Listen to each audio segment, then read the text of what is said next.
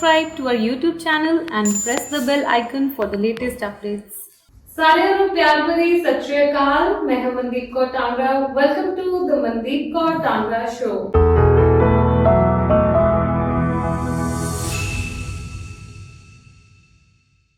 ਅੱਜ ਸਾਡਾ 132 ਐਪੀਸੋਡ ਹੈ। ਅੱਜ ਮੇਰੇ ਨਾਲ ਸਪੈਸ਼ਲ ਗੈਸਟ ਨੇ ਕੁੰਵਰ ਵਿਜੇ ਪ੍ਰਤਾਪ ਸਿੰਘ ਜੀ।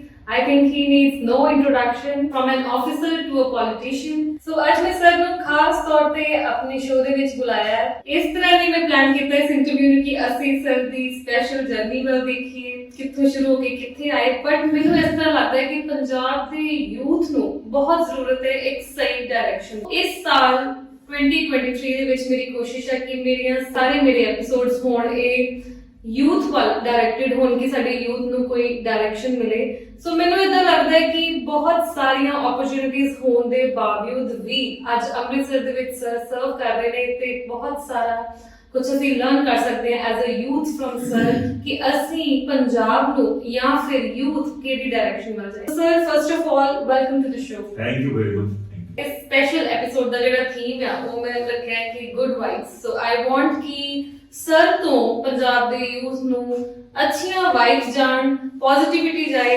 ਮੋਟੀਵੇਸ਼ਨ ਮਿਲੇ ਤੇ ਇਨਸਪੀਰੇਸ਼ਨ ਮਿਲੇ ਕਿ ਅਸੀਂ ਵੀ ਪੰਜਾਬ 'ਚ ਰਹਿ ਕੇ ਕੁਝ ਵੱਖਰਾ ਕਰ ਸਕਦੇ ਹਾਂ, ਆਪਣੇ ਦੇਸ਼ ਵਿੱਚ ਰਹਿ ਕੇ ਕੁਝ ਵੱਖਰਾ ਕਰ ਸਕਦੇ ਹਾਂ। ਸਰ ਸਭ ਤੋਂ ਪਹਿਲਾਂ ਮੈਂ ਜਿਹੜਾ ਸਵਾਲ ਚੁਣਿਆ, ਮੋਸਟਲੀ ਜਿਹੜੇ ਸਵਾਲ ਆ ਉਹ ਮੈਂ ਖੁਦ ਜੋ ਅੱਜ ਕੱਲ੍ਹ ਐਕਸਪੀਰੀਅੰਸ ਕਰਦੀ ਹਾਂ ਉਹਦੇ ਤੋਂ ਹੀ ਮੈਂ ਚੁਣਿਆ। ਫਰਸਟ ਮੈਂ ਤੁਹਾਨੂੰ ਕਹਿਣਾ ਚਾਹੁੰਦੀ ਕਿ all people are in different age groups. For example ਨਾ ਸਾਰੇ ਅਲੱਗ-ਅਲੱਗ ਏਜ ਗਰੁੱਪ ਦੇ ਵਿੱਚ ਹੈਗੇ ਨੇ ਐਂਡ ਅੱਜ ਕੱਲ੍ਹ ਮਾਹੌਲ ਇਦਾਂ ਦਾ ਹੈ ਕਿ ਬਹੁਤੇ ਜਿਹੜੇ ਦਿਮਾਗ ਨੇ ਉਹ ਕਲਟਰਡ ਨੇ, they are confused minds, right. But ਇੱਕ ਜਿਹੜੀ ਆਫਿਸਰ ਦੀ ਫਰਸਟ ਕੁਆਲਿਟੀ ਜਿਹੜੀ ਹੁੰਦੀ ਹੈ ਕਿ ਹੀ is very organised kind of person. ਤਾਂ ਹੀ ਤੁਸੀਂ ਇੰਨੇ ਲੱਖਾਂ ਲੋਕਾਂ ਨਾਲ ਜਿਹੜਾ ਵਾ ਆਪਣੀ ਡਿਊਟੀ ਦੌਰਾਨ ਜਾਂ ਹੁਣ ਵੀ ਤੁਸੀਂ ਡੀਲ ਕਰ ਪਾਉਂਦੇ ਹੋ। So when we are in different age groups, how to start organising our life. ਕੋਈ ਸਟੂਡੈਂਟ ਆ, ਕੋਈ ਹਾਊਸਵਾਈਫ ਹੈ, ਕੋਈ ਹੋਰ ਡਾਕਟਰ ਆ, ਵਕੀਲ ਆ, ਜੋ ਵੀ ਉਹਦੇ ਦਿਮਾਗ ਵਿੱਚ ਇੰਨਾ ਕੁਝ ਚੱਲਦਾ ਹੈ। ਸੋ ਜੇ ਉਹ ਅੱਜ ਸੋਚੇ ਕਿ ਮੈਂ ਕਿੱਥੋਂ ਸ਼ੁਰੂ ਕਰਾਂ ਕਿ ਚੀਜ਼ਾਂ ਆਰਗੇਨਾਈਜ਼ ਹੋ ਜਾਣ, ਮੇਰੀ ਲਾਈਫ ਆਰਗੇਨਾਈਜ਼ ਹੋਵੇ, so how to go about it. ਸਵਾਲ ਤੁਹਾਡਾ ਬਹੁਤ ਇੰਪੋਰਟੈਂਟ ਵੀ ਹੈ ਔਰ ਸਵਾਲ ਬਹੁਤ ਪੇਚੀਦਾ ਵੀ ਹੈ ਕਿਉਂਕਿ ਆਪਣੇ ਆਪ ਨੂੰ ਆਰਗੇਨਾਈਜ਼ ਕਰਨਾ ਇੱਕ ਬਹੁਤ ਵੱਡਾ ਟਾਸਕ ਹੁੰਦਾ ਹੈ। ਔਰ ਜਦੋਂ ਯੂਥ ਦੀ ਗੱਲ ਕਰੀਏ ਤਾਂ ਯੂਥ ਦੇ ਮਾਈਂਡ ਦੇ ਵਿੱਚ ਬਹੁਤ ਸਾਰੀਆਂ ਚੀਜ਼ਾਂ ਹੁੰਦੀਆਂ ਨੇ ਕਿ ਇਹ ਵੀ ਕਰ ਲੈਣਾ ਹੈ, ਇਹ ਵੀ ਕਰ ਲੈਣਾ ਹੈ, ਇਹ ਵੀ ਕਰ ਲੈਣਾ ਹੈ।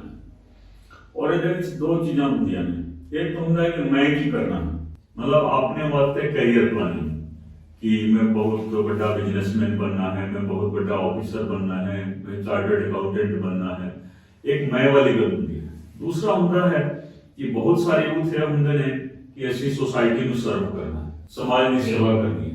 ਸਮਾਜ ਦੀ ਸੇਵਾ ਕਰਦੇ ਹੋਏ ਉਹਨਾਂ ਨੂੰ ਵੀ ਕੁਝ ਇਸ ਤਰ੍ਹਾਂ ਦਾ ਕਰਨਾ ਹੁੰਦਾ ਹੈ ਕਿ ਕਿਸੇ ਨਾ ਕਿਸੇ ਪ੍ਰੋਫੈਸ਼ਨ ਦੇ ਨਾਲ ਜੁੜ ਕੇ ਹੀ ਉਹ ਕਰਨਗੇ।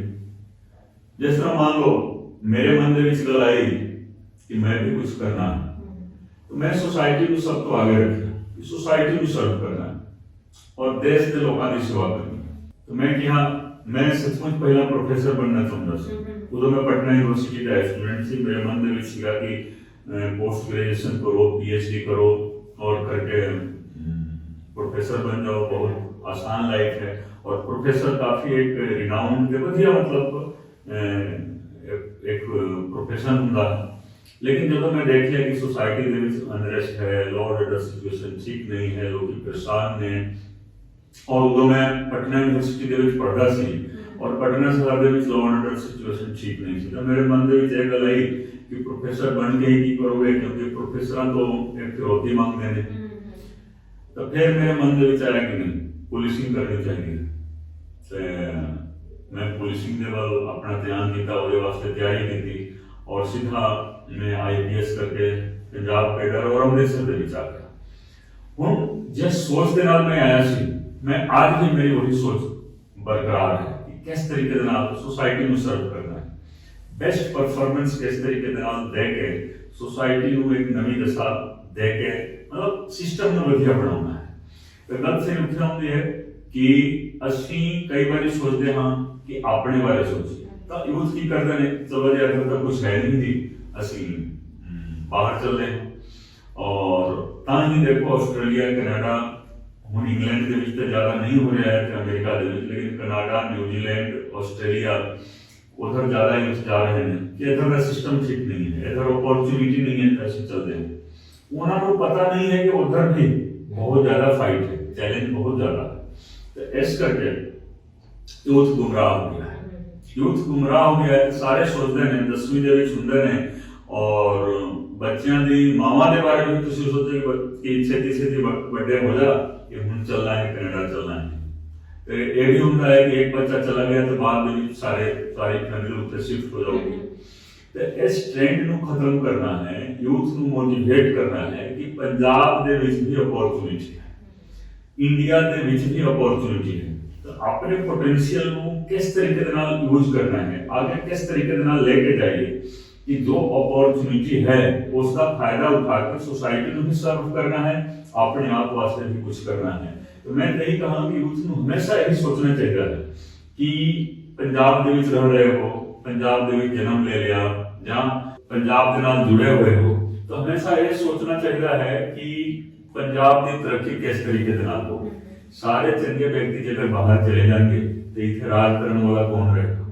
मैं भी जो नौकरी छड़ी सी तो कनाडा तो मैंने फोन आਉਂਦਾ ਸੀ कि ਤੁਸੀਂ आ जाओ जी, इधर आ जाओ, कनाडा आ जाओ ਤੇ ਤੁਹਾਡੇ ਤੋਂ ਉੱਥੇ ਕੋਈ ਪੁੱਛ ਨਹੀਂ ਹੈ, ਤੁਸੀਂ ਬਹੁਤ ਟੈਲੈਂਟਡ ਹੋ, ਪੜ੍ਹੇ ਲਿਖੇ ਹੋ, ਇੱਧਰ ਕਾਫੀ ਵਧੀਆ ਰਹੇਗਾ। ਲੇਕਿਨ ਮੇਰੇ ਮਨ ਦੇ ਵਿੱਚ ਕੀ ਸੀਗਾ, ਨਹੀਂ ਅਸੀਂ ਸਿਸਟਮ ਨੂੰ ਠੀਕ ਕਰਨਾ ਹੈ, ਇੱਥੇ ਉਹ ਇਨਵਾਇਰਨਮੈਂਟ ਦੇਵਾਂਗੇ ਅਸੀਂ ਜੋ ਇਨਵਾਇਰਨਮੈਂਟ ਕੈਨੇਡਾ ਦੇ ਵਿੱਚ ਹੈ, ਲੋਕੀ ਖੁਸ਼ ਨੇ, ਉਹ ਚੀਜ਼ ਅਸੀਂ ਇੱਥੇ ਦੇਣਾ ਹੈ। ਤੇ ਸੋਚ ਦੇ ਨਾਲ ਮੈਂ ਕਿਹਾ ਕਿ ਇੱਥੇ ਸੋਸਾਇਟੀ ਨੂੰ ਸਰਵ ਕਰਨਾ ਹੈ, ਸਟਰਗਲ ਕਰਨਾ ਹੈ। ਯੂਥ ਦੇ ਵਿੱਚ ਕਰਕਸ ਪੁਆਇੰਟ ਇਹੀ ਹੈ ਕਿ ਥੋੜਾ ਸਾ ਸਟਰਗਲ ਕਰਨ ਦੀ ਭਾਵਨਾ ਜ਼ਰੂਰ ਹੋਣੀ ਚਾਹੀਦੀ ਹੈ, ਫਿਰ ਜਾ ਕੇ ਅਸੀਂ ਕੁਝ ਕਰ ਸਕਦੇ ਹਾਂ।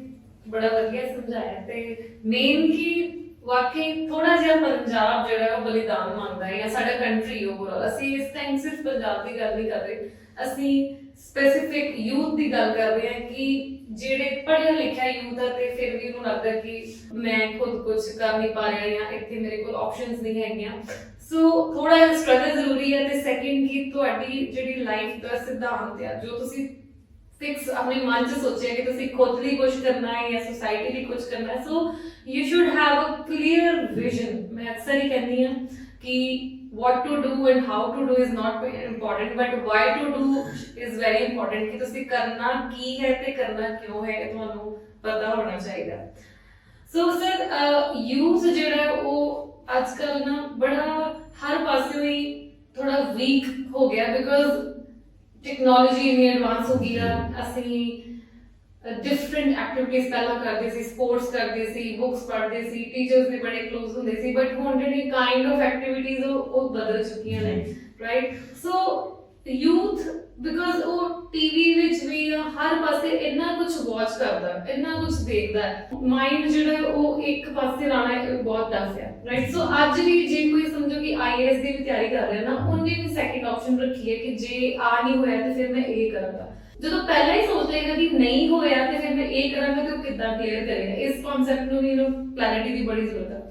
ਸੋ ਯੂਥ ਜਿਹੜਾ ਆਪਣੀਆਂ ਡ੍ਰੀਮਸ ਨੂੰ they give up very fast ਕਿ ਇਹ ਨਹੀਂ ਤੇ ਫਿਰ ਅਸੀਂ ਇਹ ਕਰ ਲੈਂਦੇ ਹਾਂ। From your experience, from your personal life experience, you can tell us that how consistency pays over a long run. ਇਹ ਸਵਾਲ ਵੀ ਦੇਖੋ ਬਹੁਤ ਇੰਪੋਰਟੈਂਟ ਹੈ ਔਰ ਖਾਸ ਕਰਕੇ ਤੁਸੀਂ ਦੇਖੋ ਜੋ IAS IPS ਦੀ ਤਿਆਰੀ ਕਰਦੇ ਨੇ, ਕੋਈ ਵੀ ਸਟੂਡੈਂਟ ਹੁੰਦਾ ਹੈ ਉਹ ਕੋਈ ਨਾ ਕੋਈ ਬੈਕਅਪ ਪਲਾਨ ਜ਼ਰੂਰ ਰੱਖਦਾ ਹੈ। ਅਸੀਂ ਵੀ ਰੱਖਦੇ ਸੀ। मैं ये नहीं दसांगा कि मैं अपने बारे की सोचा सी, इस वेले नहीं दसांगा, किसी और टाइम में जरूर डिस्क्लोज करांगा। मैं अपने वास्ते देखो सेकंड ऑप्शन भी थर्ड ऑप्शन भी मैं तैयार करके रखा है कि करना क्या है। लेकिन ये सीगा मुझे लगता है कि जेकर सोसाइटी के बारे सोच के मैं संकल्प लिया कि IPS करना है, तो मेरे मन के विच ये सीगा कि भावें मैनूं कोई प्राइम मिनिस्टर भी बना देवे और IPS का जो इम्तहान है, UPSC का पेपर क्लियर नहीं होता है तो कुछ खाली खाली महसूस होगा। इस करके मैं सारी ताकत कि एक बार IPS करो। अच्छा ये भी नहीं होता है कि कोई किसी स्टेट के जाना है, जो असं इंडिया के रह रहे हैं जितने सेवा करने का मौका मिल गया ना उसको कर्म पूरी बना लेनी चाहिए। तो मान लो मैं IPS कर गया, मैं सीधा अमृतसर आ गया, पंजाब कैडर में मिल गया, तो ठीक है। मैं क्या कि मैं पंजाब दे विच ही काम करना है, जिथे दे लोग ने इन्हां दे नाल ही रिश्ता बनाना है। कठिन जरूर हुंदा है ਦੇਖੋ ਤੁਸੀਂ ਪਰਸਨਲ ਐਕਸਪੀਰੀਅੰਸ ਦੀ ਗੱਲ ਕੀਤੀ, ਆਈਐਸ ਆਈਪੀਐਸ ਅਫਸਰ ਆਉਂਦੇ ਨੇ, ਬਹੁਤ ਥੋੜੇ ਅਫਸਰ ਹੁੰਦੇ ਨੇ ਜਿਨ੍ਹਾਂ ਨੂੰ ਹੋਮ ਸਟੇਟ ਮਿਲ ਜਾਂਦਾ ਹੈ, ਬਾਕੀ ਦੂਸਰੇ ਸਟੇਟਾਂ ਤੋਂ ਵੀ ਆਉਂਦੇ ਨੇ। ਜਿਸ ਤਰ੍ਹਾਂ ਪੰਜਾਬ ਦੇ ਲੋਕ ਬਿਹਾਰ ਦੇ ਵਿੱਚ, ਅੱਜ ਵੀ ਦੇਖੋ ਬਿਹਾਰ ਦੇ ਡੀਜੀਪੀ ਜਿਹੜੇ ਨੇ ਉਹ ਅੰਮ੍ਰਿਤਸਰ ਦੇ ਰਹਿਣ ਵਾਲੇ ਨੇ, ਉਹਨਾਂ ਦੇ ਨਾਲ ਮੇਰੀ ਕਾਫੀ ਵਧੀਆ ਮਿੱਤਰਤਾ ਹੈ। ਉਹ ਪਟਨਾ ਦੇ ਸਿਟੀ ਐਸਪੀ ਸੀਗੇ, ਤਾਂ ਮੇਰੇ ਵਾਸਤੇ ਮਤਲਬ ਇੱਕ ਇੰਸਪੀਰੇਸ਼ਨ ਦਾ ਮਤਲਬ ਇੱਕ ਕਹੋਗੇ ਕਿ ਕੰਮ ਕਰਦੇ ਸੀ। ਜੋ ਉਹਨਾਂ ਦਾ ਕੰਮ ਕਰਨ ਦਾ ਤਰੀਕਾ ਸੀਗਾ, ਉਦੋਂ ਮੈਂ ਗ੍ਰੈਜੂਏਸ਼ਨ ਦੇ ਵਿੱਚ ਸੀਗਾ, ਤਾਂ ਮੈਨੂੰ ਮੋਟੀਵੇਸ਼ਨ ਮਿਲਦਾ ਸੀ। ਤੇ ਇੱਥੇ ਤਾਂ ਇਹ ਹੁੰਦਾ ਹੈ ਕਿ ਜਿੱਥੇ ਤੁਸੀਂ ਚਲੇ ਗਏ, ਪਹਿਲਾਂ ਇਹ ਕਹੋ ਕਿ ਉੱਥੇ ਰਿਸ਼ਤਾ ਬਣਾ ਲੈਣਾ। ਰਿਸ਼ਤਾ ਮੀਨਸ ਕਿ ਲੋਕਾਂ ਦੇ ਨਾਲ, ਲੋਕੀ ਇਹ ਸਮਝਣ ਕਿ ਤੁਸੀਂ ਉਹਨਾਂ ਵਾਸਤੇ ਹੋ, ਔਰ ਤੁਸੀਂ ਇਹ ਸਮਝੋ ਕਿ ਮੇਰਾ ਜੌਬ ਹੈ ਇਹਨਾਂ ਦੀ ਸੇਵਾ ਕਰਨਾ। ਕਈ ਅਫਸਰ ਇਸ ਤਰ੍ਹਾਂ ਦੇ ਹੁੰਦੇ ਨੇ ਜੋ ਡਿਮੋਰਲਾਈਜ਼ ਕਰਦੇ ਨੇ, ਮੈਨੂੰ ਵੀ ਡਿਮੋਰਲਾਈਜ਼ ਕਰਨ ਦਾ ਲੋਕਾਂ ਨੇ ਪ੍ਰਯਾਸ ਕੀਤਾ ਅਫਸਰਾਂ ਨੇ ਕਿ 2-4 ਸਾਲ ਸਰਵ ਕਰਕੇ ਚਲੋ ਸੈਂਟਰਲ ਡੈਪੂਟੇਸ਼ਨ ਦਿੱਲੀ ਦੇ ਵਿੱਚ ਕੰਮ ਕਰਾਂਗੇ, ਉੱਥੇ ਵਧੀਆ ਮਾਹੌਲ ਮਿਲਦਾ ਹੈ, ਕਈ ਤਰੀਕੇ ਦੀਆਂ ਉੱਥੇ ਸਰਵਿਸਿਜ਼ ਨੇ ਜਿਹਦੇ ਵਿੱਚ ਡੈਪੂਟੇਸ਼ਨ ਤੇ ਲੋਕੀ ਨਾਂਦੇ ਨੇ। ਲੇਕਿਨ ਮੈਂ ਪਹਿਲੇ ਦਿਨ ਹੀ ਮੈਂ ਮਨ ਬਣਾ ਲਿਆ ਕਿ ਇੱਥੇ ਸੇਵਾ ਕਰਨੀ। ਕਿਉਂ? ਮੇਰੇ ਮਨ ਦੇ ਵਿੱਚ ਇਹ ਸੀਗਾ ਕਿ ਆਪਣੇ ਵਾਸਤੇ ਨਹੀਂ ਕੰਮ ਕਰਨਾ, ਲੋਕਾਂ ਵਾਸਤੇ ਕੰਮ ਕਰਨਾ। ਤੁਸੀਂ ਪੰਜਾਬ ਦੀ ਗੱਲ ਕੀਤੀ, ਸੈਕਰੀਫਾਈਸ ਦੀ ਗੱਲ ਕੀਤੀ, ਮੈਂ ਫਸਟ ਡੇ ਤੋਂ ਹੀ ਸੋਚ ਲਿਆ ਕਿ ਮੈਨੂੰ ਬਹੁਤ ਜ਼ਿਆਦਾ ਸਟਰਗਲ ਕਰਨਾ ਪਵੇਗਾ, ਔਰ ਮੈਂ ਸਟਰਗਲ ਵਾਸਤੇ ਹੀ ਆਪਣੇ ਆਪ ਨੂੰ ਤਿਆਰ ਕੀਤਾ। ਔਰ ਜਦੋਂ ਇਸ ਸਟਰਗਲ ਵਾਸਤੇ ਮੈਂ ਤਿਆਰ ਕਰ ਲਿਆ, ਫਿਰ तो देखो प्रॉब्लम आना ही आना है, और बहुत ज्यादा प्रॉब्लम। और ज्यादातर लोग की करते हैं कि प्रॉब्लम आ गया फिर परेशान हो गए, फिर साइड हो जाते हैं। चंडीगढ़ की पोस्टिंग ले लो, शौकीन हो गई दफ्तर दी है, मैं क्या नहीं, फाइट करना है, फाइटिंग स्पिरिट जरूर होनी चाहिए। जेकर ਤੁਹਾਡੇ ਕੋਲ फाइटिंग स्पिरिट है तो ਤੁਸੀਂ बहुत ਵਧੀਆ कर सकते हो। और यूथ ਨੂੰ भी मैं यही कहांगा कि हमेशा फाइटिंग स्पिरिट रखनी चाहिए। ਤੁਸੀਂ ਗੱਲ ਕੀਤੀ गिव अप ਕਰਨ ਦੀ, ਕਦੇ ਵੀ गिव अप नहीं करना चाहिए। क्यों? क्योंकि परेशानी आ गई, जेकर ਤੁਸੀਂ ਉਹਨੂੰ ਪਾਰ ਕਰ ਲਿਆ, ਪਾਰ ਕਰੋਗੇ ਤਾਂ ਹੋਰ ਵੱਡੀ ਪਰੇਸ਼ਾਨੀ, ਵੱਡਾ ਚੈਲੰਜ ਆਊਗਾ। तो उसਨੂੰ पार करते करते गए, फिर ਤੁਸੀਂ सोसाइटी वास्ते एक एसेट बन जाते हो। और जब एसेट बनोगे तो जो काम भी करोगे सोसाइटी वास्ते बढ़िया करोगे। और ठीक है, अपने वास्ते कुछ ना कुछ देखो, इनकम, सोर्स ऑफ इनकम तो चाहिए है, तो तुसी सोसाइटी में सर्व करते हो। जिस तरह मैं आईपीएस कर गया, कुछ सैलरी मिल रही, वो सैलरी बहुत सफिशिएंट नहीं होती। बहुत सारे लोग बिजनेस करके 10 गुनी मतलब तनख्वाह तो 10 गुनी कमा सकते हैं, लेकिन जो मतलब सेवा तुसी पुलिसिंग ਦੇ ਵਿੱਚ ਰਹਿ ਕੇ ਕਰ ਰਹੇ ਹੋ, ਤੁਸੀਂ ਬਿਜ਼ਨਸਮੈਨ ਨੂੰ ਵੀ ਸਰਵ ਕਰ ਰਹੇ ਹੋ। ਜੋ ਕਰੋੜਪਤੀ ਨੇ, मान लो वो सवेर को लेकर शाम तक जिन्होंने बिजनेस किया, शाम के टाइम कोई स्नैचिंग रॉबरी हो जाती है, तो वो फिर उन्होंने वास्ते तो बहुत औखा हो जाता है। तो तुसी सारिਆਂ ਨੂੰ सर्व कर रहे हो। मेरे बारे यही सी कि देखो, मैं सवेरे भी रोड ਤੇ ਹੁੰਦਾ ਸੀ, ਸ਼ਾਮੀ ਵੀ ਹੁੰਦਾ ਸੀ, ਰਾਤ ਨੂੰ 12 ਵਜੇ ਵੀ रोड ਤੇ ਹੁੰਦਾ ਸੀ। मेरा यही ਹੁੰਦਾ ਸੀ कि क्राइम तो सड़क ਤੇ ही ਹੁੰਦਾ है। तो मान लो कोई ज्वेलर्स ने इस सवेरे सवेरे पहला जाते सीगे सोना चांदी लेके, कोई कलकत्ता जा रहा है, कोई बॉम्बे जा रहा है, और रेलवे स्टेशन जा रहे ने ते गोलबाग गए, उसे स्नैचिंग हो गई। तो मेरे इतने एसएसपी रहने का की फायदा था? तो इस सोच नाल मैं सर्विस करता हूं। तो देखो, ਇਹਦੇ ਵਿੱਚ ਇਹ ਹੁੰਦਾ ਹੈ ਕਿ ਤੁਹਾਨੂੰ ਐਕਸਟਰਾ ਮਿਹਨਤ ਕਰਨੀ ਪੈਂਦੀ ਹੈ। और ਲੋਕਾਂ ਨੂੰ ਵੀ ਲੱਗਿਆ ਕਿ ਹਾਂ ਇਹ ਜਿਹੜਾ ਬੰਦਾ ਹੈ ਇਹ ਪਬਲਿਕ ਵਾਸਤੇ ਕੰਮ ਕਰ ਰਿਹਾ ਹੈ।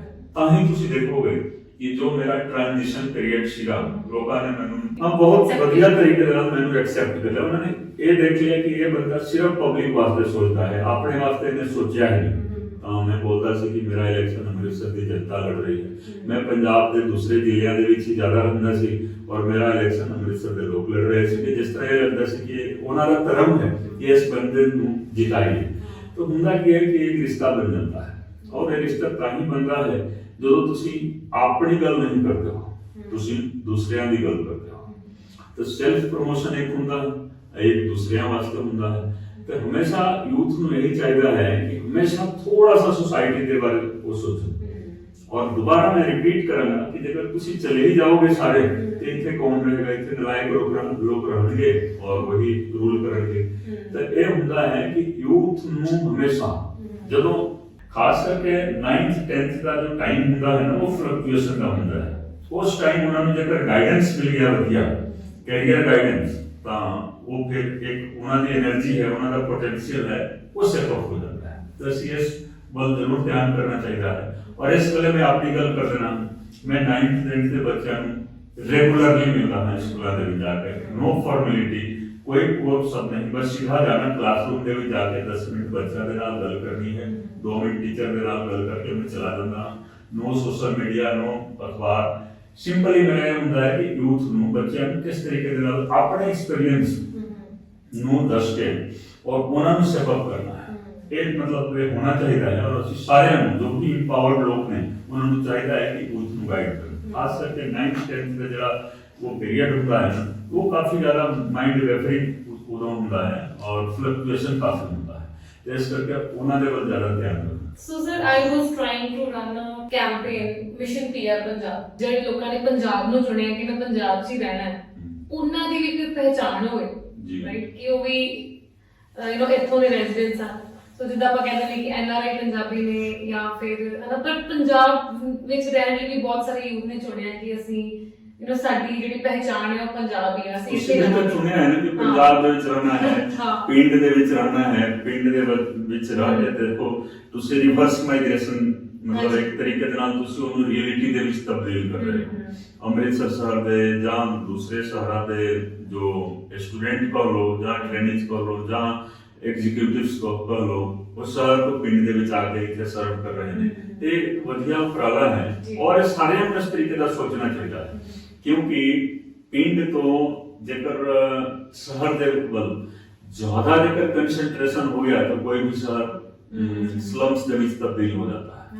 और जब रिवर्स ਤੁਸੀਂ ਮਾਈਗ੍ਰੇਸ਼ਨ ਕਰਾਓਗੇ और जॉब अपॉर्चुनिटीज खास करके सर्विस सेक्टर ਦੇ ਵਿੱਚ ਜੇਕਰ ਕਰੋਗੇ तो ਉਸ ਦੇ ਨਾਲ ਇੱਕ ਸੰਤੁਲਨ ਕਾਇਮ ਰਹੇਗਾ, ਇੱਕ ਬੈਲੈਂਸ ਬਣੇਗਾ ਵਧੀਆ ਤਰੀਕੇ ਦੇ ਨਾਲ।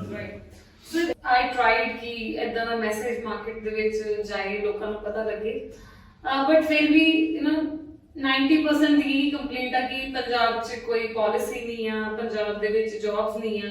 ਮੇਰਾ ਕੁਐਸਚਨ ਥੋੜਾ ਡਿਫਰੈਂਟ ਹੈਗਾ ਕਿ youth is always complaining ਕਿ ਆ ਨਹੀਂ ਹੈਗਾ ਤੇ ਇਸ ਕਰਕੇ ਇਹ ਨਹੀਂ ਹੋਇਆ, right? So do you think ਕਿ ਇੱਕ ਬੰਦੇ ਨੂੰ ਸਕਸੈਸਫੁਲ ਹੋਣ ਲਈ, ਆਪਣਾ ਲਕਸ਼ਯ ਪਾਉਣ ਲਈ ਵਾਕਈ ਪਾਲਿਸੀਜ਼ ਦੀ, ਸਰਕਾਰ ਦੀ ਜਾਂ ਹਰ ਚੀਜ਼ ਦੀ ਜ਼ਰੂਰਤ ਹੈ ਤਾਂ ਹੀ ਪਹੁੰਚ ਸਕਦਾ ਹੈ? ਜਦੋਂ ਤੁਸੀਂ IPS ਬਣੇ ਹੋਣੇ ਆ ਜਾਂ ਬਹੁਤ ਸਾਰੇ ਲੋਕ 올림픽ੀਅਨ ਬਣੇ ਆ ਤੇ ਉਹਨਾਂ ਨੇ ਪਾਲਿਸੀਜ਼ ਕੀ ਆ, ਸਾਡੇ ਲਈ ਕੀ ਆ, ਉਹਦੇ ਵੱਲ ਧਿਆਨ ਨਹੀਂ ਦਿੱਤਾ, ਆਪਣੇ ਤੇ ਜ਼ਿਆਦਾ ਮਿਹਨਤ ਕੀਤੀ ਹੈ। ਡੂ ਯੂ ਥਿੰਕ ਕਿ the deserving and the most hard working really need policies?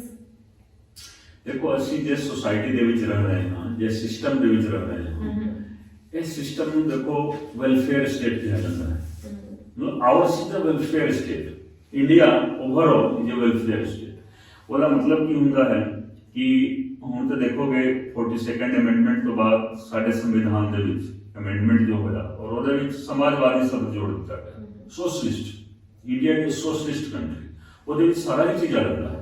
ਸਰਕਾਰਾਂ ਨੂੰ ਇਹ ਚਾਹੀਦਾ ਹੈ ਕਿ ਉਹ ਸੋਸਾਇਟੀ ਦੇ ਵੱਲ ਧਿਆਨ ਰੱਖਣ। ਠੀਕ ਹੈ, ਸਰਕਾਰਾਂ ਨੂੰ ਬਹੁਤ ਕੰਮ ਕਰਨਾ ਹੁੰਦਾ ਹੈ ਕਿਉਂਕਿ ਸਭ ਤੋਂ ਵੱਡੀ ਗੱਲ ਹੁੰਦੀ ਹੈ डिफेंस ਦੀ ਹੁੰਦੀ ਹੈ ਔਰ ਫੋਰਨ ਅਫੇਅਰਸ ਦੀ ਗੱਲ ਹੁੰਦੀ ਹੈ और इकोनॉमी की गल होंगी है, लेकिन फोकस हमेशा अपने ह्यूमन रिसोर्स का होना चाहिए। साडा ह्यूमन रिसोर्स जो मतलब मानव संसाधन है, बेसिकली यूथ ही साडे मानव संसाधन है।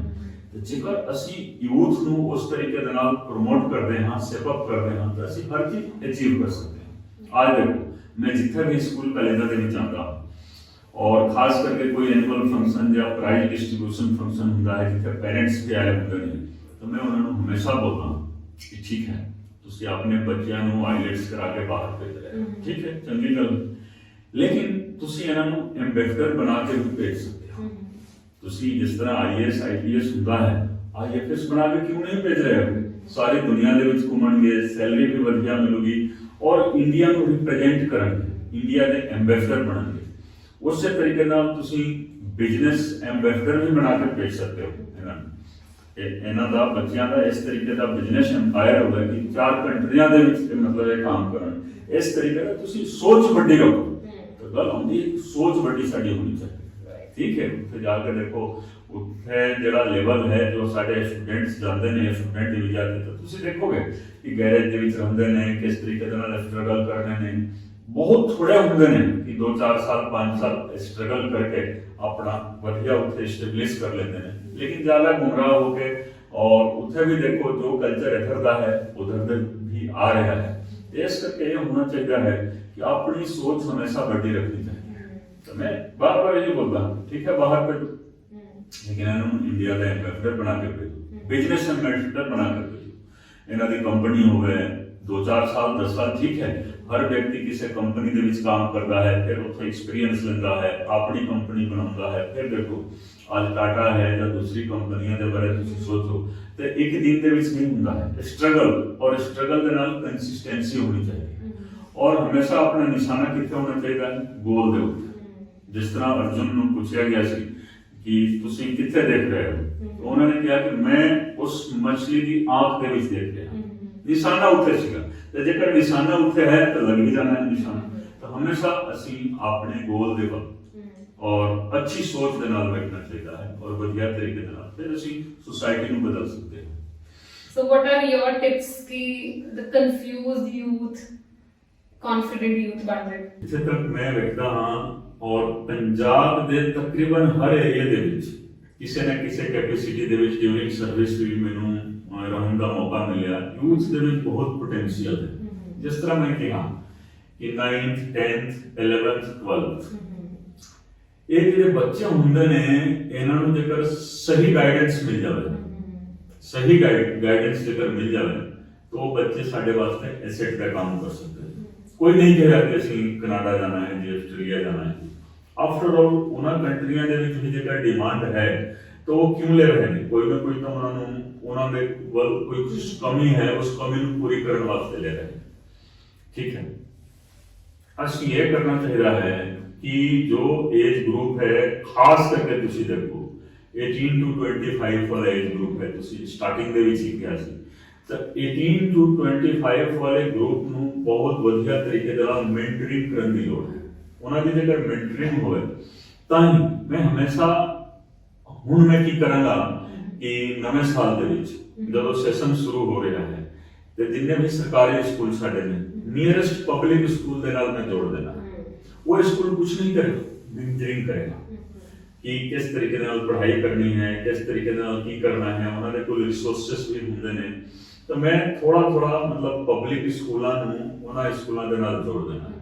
ਕਈ ਵਾਰੀ ਉਹ ਸਰਕਾਰੀ ਸਕੂਲ ਦੇ ਬੱਚੇ ਇਧਰ ਆ ਕੇ 2 ਘੰਟੇ ਦਾ ਲੈਕਚਰ ਸੁਣ ਕੇ ਜਾਣਗੇ ਜਾਂ ਉਹਨਾਂ ਨੂੰ ਅੱਛਾ ਲੱਗੇਗਾ ਔਰ ਇੱਕ ਮਤਲਬ ਉਹਨਾਂ ਦੇ ਮਨ ਦੇ ਵਿੱਚ ਉਤਸ਼ਾਹ ਆਏਗਾ। ਠੀਕ ਹੈ ਕਿ ਨਹੀਂ? ਔਰ ਇੱਕ ਖਾਸ ਏਜ ਗਰੁੱਪ ਦੇ ਬੱਚਿਆਂ ਨੂੰ ਮਤਲਬ ਉਹ ਕਰਨਾ ਹੈ ਤਾਂ ਉਸ ਦੇ ਨਾਲ ਕੀ ਹੋਊਗਾ, ਉਹਦੇ ਵਿੱਚ ਮੇਰਾ ਵੀ ਇਨਪੁਟ ਕਾਫੀ ਰਹੇਗਾ। ਔਰ ਮੈਂ ਤੁਸੀਂ ਦੇਖੋਗੇ ਕਿ ਬੇਸ਼ੱਕ ਚਲੋ ਸਾਡੀ ਪੋਲਿਟਿਕਸ ਬਿਲਕੁਲ ਵੱਖਰੇ ਕਿਸਮ ਦੀ ਹੈ। ਪੋਲਿਟਿਕਸ ਦਾ ਨਾਂ ਸੁਣ ਕੇ ਲੋਕੀ ਸੋਚਦੇ ਨੇ, ਤੁਸੀਂ ਵੀ ਸੋਚਦੇ ਹੋਵੋਗੇ ਕਿ ਹਾਂ ਇਹ ਕਿਸ ਤਰ੍ਹਾਂ ਆਈਪੀਐਸ ਅਫਸਰ ਚੰਗਾ ਭਲਾ ਸੀਗਾ ਪੋਲਿਟਿਕਸ ਦੇ ਵਿੱਚ ਆ ਗਿਆ, ਕਿ ਨਹੀਂ। ਅਸੀਂ ਆਏ ਜੀ ਲੋਕਾਂ ਨੂੰ ਇੰਪਾਵਰ ਕਰਨ ਵਾਸਤੇ। ਕਿਉਂ ਪੋਲਿਟਿਕਸ ਦੇ ਵਿੱਚ ਕੀ ਹੁੰਦਾ ਹੈ ਕਿ ਲੋਕੀ ਐਮਪੀ ਐਮਐਲਏ ਬਣਾਉਂਦੇ ਨੇ, ਪਾਵਰ ਆਪਣਾ ਪਾਵਰ ਦਿੰਦੇ ਨੇ, ਉਹ ਆਪਣਾ ਪਾਵਰ ਦਿੰਦੇ ਨੇ। ਤਾਂ ਅਸੀਂ ਕੀ ਕੀਤਾ ਕਿ ਦੇਖੋ ਪਾਵਰ ਟੂ ਇੰਪਾਵਰ ਰਿਵਰਸ ਅਸੀਂ ਦੇਣਾ ਕੀ ਹੈ। ਉਹਨਾਂ ਨੇ ਆਪਣਾ ਪਾਵਰ ਸਾਨੂੰ ਦਿੱਤਾ। ਮੈਂ ਇਲੈਕਸ਼ਨ ਦੇ ਵਿੱਚ ਵੀ ਬੋਲਦਾ ਸੀ ਕਿ ਜੋ ਪਾਵਰ ਤੁਸੀਂ ਮੈਨੂੰ ਦੋਗੇ ਉਹ 10 ਗੁਣਾ ਕਰਕੇ ਮੈਂ ਤੁਹਾਨੂੰ ਵਾਪਸ ਕਰਾਂਗਾ। ਠੀਕ ਹੈ, ਤੇ ਇਹ ਹੁੰਦਾ ਹੈ ਇੱਕ ਕਨਸੈਪਟ। ਤੁਸੀਂ ਮੰਨ ਸਕਦੇ ਹੋ ਕਿ ਮੈਂ ਇੱਕ ਪੋਲੀਟੀਸ਼ੀਅਨ ਹਾਂ ਔਰ ਮੇਰਾ ਇੱਕ ਕਨਸੈਪਟ ਹੈ। 5-10 ਸਾਲ ਬਾਅਦ ਇਹ ਪੋਲੀਟੀਕਲ ਥਿਊਰੀ ਦੇ ਰੂਪ ਦੇ ਵਿੱਚ ਵੀ ਪੜ੍ਹਾਈ ਜਾ ਸਕਦੀ ਹੈ ਯੂਨੀਵਰਸਿਟੀ ਦੇ ਵਿੱਚ ਕਿ ਪਾਵਰ ਟੂ ਇੰਪਾਵਰ ਇੱਕ ਕਨਸੈਪਟ ਹੈ। ਜਿਸ ਕੰਮ ਵਾਸਤੇ ਲੋਕ ਮੇਰੇ ਕੋਲ ਆਉਂਦੇ ਨੇ, ਤੁਸੀਂ ਸਵੇਰ ਤੋਂ ਲੈ ਕੇ ਸ਼ਾਮ ਤੱਕ ਆ ਕੇ ਦੇਖ ਲਓ, ਲੋਕਾਂ ਦਾ ਤਾਂਤਾ ਲੱਗਿਆ ਹੁੰਦਾ ਹੈ। ਇਟ ਮੀਨਸ ਕਿ ਸਾਡਾ ਸਿਸਟਮ ਕੰਮ ਨਹੀਂ ਕਰ ਰਿਹਾ। ਪੋਲੀਟੀਸ਼ੀਅਨ ਦਾ ਕੰਮ ਨਹੀਂ ਹੈ ਕਿ ਥਾਣੇ ਦੇ ਵਿੱਚ ਫੋਨ ਕਰੋ ਜੀ ਕਿ ਮੈਂ ਫਲਾਣੇ ਨੂੰ ਭੇਜ ਰਿਹਾ ਹਾਂ, ਤਹਿਸੀਲ ਦੇ ਵਿੱਚ ਤੁਸੀਂ ਫੋਨ ਕਰੋ। ਰੂਟੀਨ ਦੇ ਵਿੱਚ ਲੋਕਾਂ ਦਾ ਕੰਮ ਹੋਣਾ ਚਾਹੀਦਾ ਹੈ। ਜੇਕਰ ਰੂਟੀਨ ਦੇ ਵਿੱਚ ਕੰਮ ਹੋ ਗਿਆ ਫਿਰ ਤੁਸੀਂ ਦੇਖੋ ਇੰਪਾਵਰਮੈਂਟ ਆਪਣੇ ਆਪ ਆ ਜਾਏਗਾ। ਔਰ ਮੇਰਾ ਪਰਸਨਲ ਜਦ ਤੁਸੀਂ ਕਹੋ, ਮੇਰੇ ਰਾਜਨੀਤੀ ਦੇ ਵਿੱਚ ਆਉਣ ਦਾ ਮਕਸਦ ਇਹ ਹੈ ਕਿ ਜਿਸ ਦਿਨ ਲੋਕੀ ਪੋਲੀਟੀਸ਼ੀਅਨ ਦੇ ਕੋਲ ਜਾਣਾ ਛੱਡ ਦੇਣਗੇ, ਸਿਸਟਮ ਆਪਣੇ ਆਪ ਰਨ ਕਰਨਾ ਸ਼ੁਰੂ ਹੋਗਾ ਔਰ ਪਬਲਿਕ ਆਪਣੇ ਆਪ ਫੋਨ ਕਰਕੇ ਆਪਣਾ ਕੰਮ ਜਿਸ ਦਿਨ ਕਰਾਉਣਾ ਮਤਲਬ ਚਾਲੂ ਕਰ ਦਊਗੀ, ਉਸ ਦਿਨ ਮੈਂ ਸਮਝਾਂਗਾ ਕਿ ਰਾਜਨੀਤੀ ਦੇ ਵਿੱਚ ਮੇਰਾ ਆਉਣਾ ਸਫਲ ਹੋਇਆ। ਆਪਣੀ ਜੌਬ ਛੱਡ ਕੇ ਜਦੋਂ ਮੈਂ ਆਇਆ ਤਾਂ ਜੋ ਮਕਸਦ ਸੀ ਉਹ ਮਕਸਦ ਪੂਰਾ ਹੋਇਆ। ਤੇ ਇਹ ਇੰਪਾਵਰਮੈਂਟ ਦੇ ਬਾਰੇ ਅਸੀਂ ਹਮੇਸ਼ਾ, ਮੇਰਾ ਟਾਰਗੇਟ ਹੈ ਇੰਪਾਵਰਮੈਂਟ। जनरल पब्लिक को हमेशा इंपावर करना है। और अगला देखो 1 साल तो बीत ही गया, 5 साल का टेन्योर होता है, अगला 4 साल मेरा जो भी मतलब जो काम करने का तरीका होगा वो इंपावरमेंट का ही होगा। हमेशा इंपावर करना है। उसके एस्पेक्ट्स हो सकते हैं, उसके कंपोनेंट्स कई हो सकते हैं, लेकिन मेरा कंसेप्ट जो होगा बेसिक वो पावर टू एम्पावर का है। ਸੋ ਇਹੀ ਮੇਰਾ ਅਗਲਾ ਸਵਾਲ ਸੀ ਸਰ ਨੂੰ ਕਿ ਸਰ ਇੱਕ ਨਵੀਂ ਸੋਚ ਨਾਲ ਪੋਲਿਟਿਕਸ ਦੇ ਵਿੱਚ ਸਰ ਨੇ ਪੈਰ ਧਰਿਆ ਕਿ ਪਾਵਰ ਟੂ ਐਮਪਾਵਰ, ਕਿ ਲੋਕਾਂ ਦੀ ਦਿੱਤੀ ਹੋਈ ਪਾਵਰ ਦਾ ਹੀ ਇਸਤੇਮਾਲ ਕਰਕੇ ਲੋਕਾਂ ਨੂੰ ਹੀ ਵਾਪਸ ਜਿਹੜਾ ਉਹ ਕਿਵੇਂ ਦੇਣਾ। ਸੋ ਪਿੱਛੇ ਜੇ ਪਾਈਟੈਕਸ ਦੇ ਵਿੱਚ ਵੀ ਸਰ ਦੀ ਟੀਮ ਨੇ ਜਿਹੜਾ ਕਿ ਮੇ ਆਈ ਹੈਲਪ ਯੂ ਦਾ ਡੈਸਕ ਜਿਹੜਾ ਲਾਇਆ ਸੀ, ਆਈ ਥਿੰਕ ਕਿ ਫਰਸਟ ਐਵਰ ਅਸੀਂ ਦੇਖਿਆ ਕਿ ਇਸ ਤਰ੍ਹਾਂ ਦੇ ਇਵੈਂਟ ਦੇ ਵਿੱਚ ਕਿਸੇ ਨੇ ਮੇ ਆਈ ਹੈਲਪ ਯੂ ਲਾਇਆ ਤੇ ਉਹ ਵੀ ਇੰਨਾ ਓਪਨ, ਬਿਕਾਜ਼ ਨਾਰਮਲੀ ਹਰ ਕੋਈ ਭੱਜਦਾ ਹੀ ਹੈ ਕਿ ਫਟਾਫਟ ਨਾ ਕਿ ਬਹੁਤ ਸਾਰੀ ਪਬਲਿਕ ਮੇਰੇ ਕੋਲ ਆ ਜਾਏਗੀ ਤੇ ਮੇਰੇ ਕੋਲ ਬਹੁਤ ਜ਼ਿਆਦਾ ਜਿਹੜੇ ਉਹ ਕੰਮ ਹੋ ਜਾਣਗੇ, ਮੈਂ ਬਿਜ਼ੀ ਹੋ ਜਾਵਾਂਗਾ। But I really like that concept. So ਜਿਵੇਂ ਤੁਸੀਂ ਕੰਪੋਨੈਂਟਸ ਦੀ ਗੱਲ ਕਰ ਰਹੇ ਸੀ ਕਿ ਪਾਵਰ ਟੂ ਐਮਪਾਵਰ ਦੇ ਵਿੱਚ ਤੁਸੀਂ ਕਿਸ ਤਰ੍ਹਾਂ ਦੀ ਸੋਚ ਲੈ ਕੇ ਆਏ ਹੋ, ਇਹਦੇ ਕੀ ਡਿਫਰੈਂਟ ਐਸਪੈਕਟਸ ਹੈਗੇ ਤੁਹਾਡੇ ਮਾਈਂਡ 'ਚ? देखो, एक तो है पॉलिटिकल एम्पावरमेंट। आज देखो जो जनता है, जनता कई बार होता है कि वो ज्यादा क्वालिफाइड लोग होंगे नहीं ते आपने तो लेस क्वालिफाइड को वोट करने पे मजबूर होते हैं, वो अपने कंफर्ट जोन तो बाहर नहीं आ सकते। दूसरा होता है कि एक पॉलिटिकल डिपेंडेंस होता है कि आम जनता अपने पॉलिटिशियन के ऊपर डिपेंड रहती है।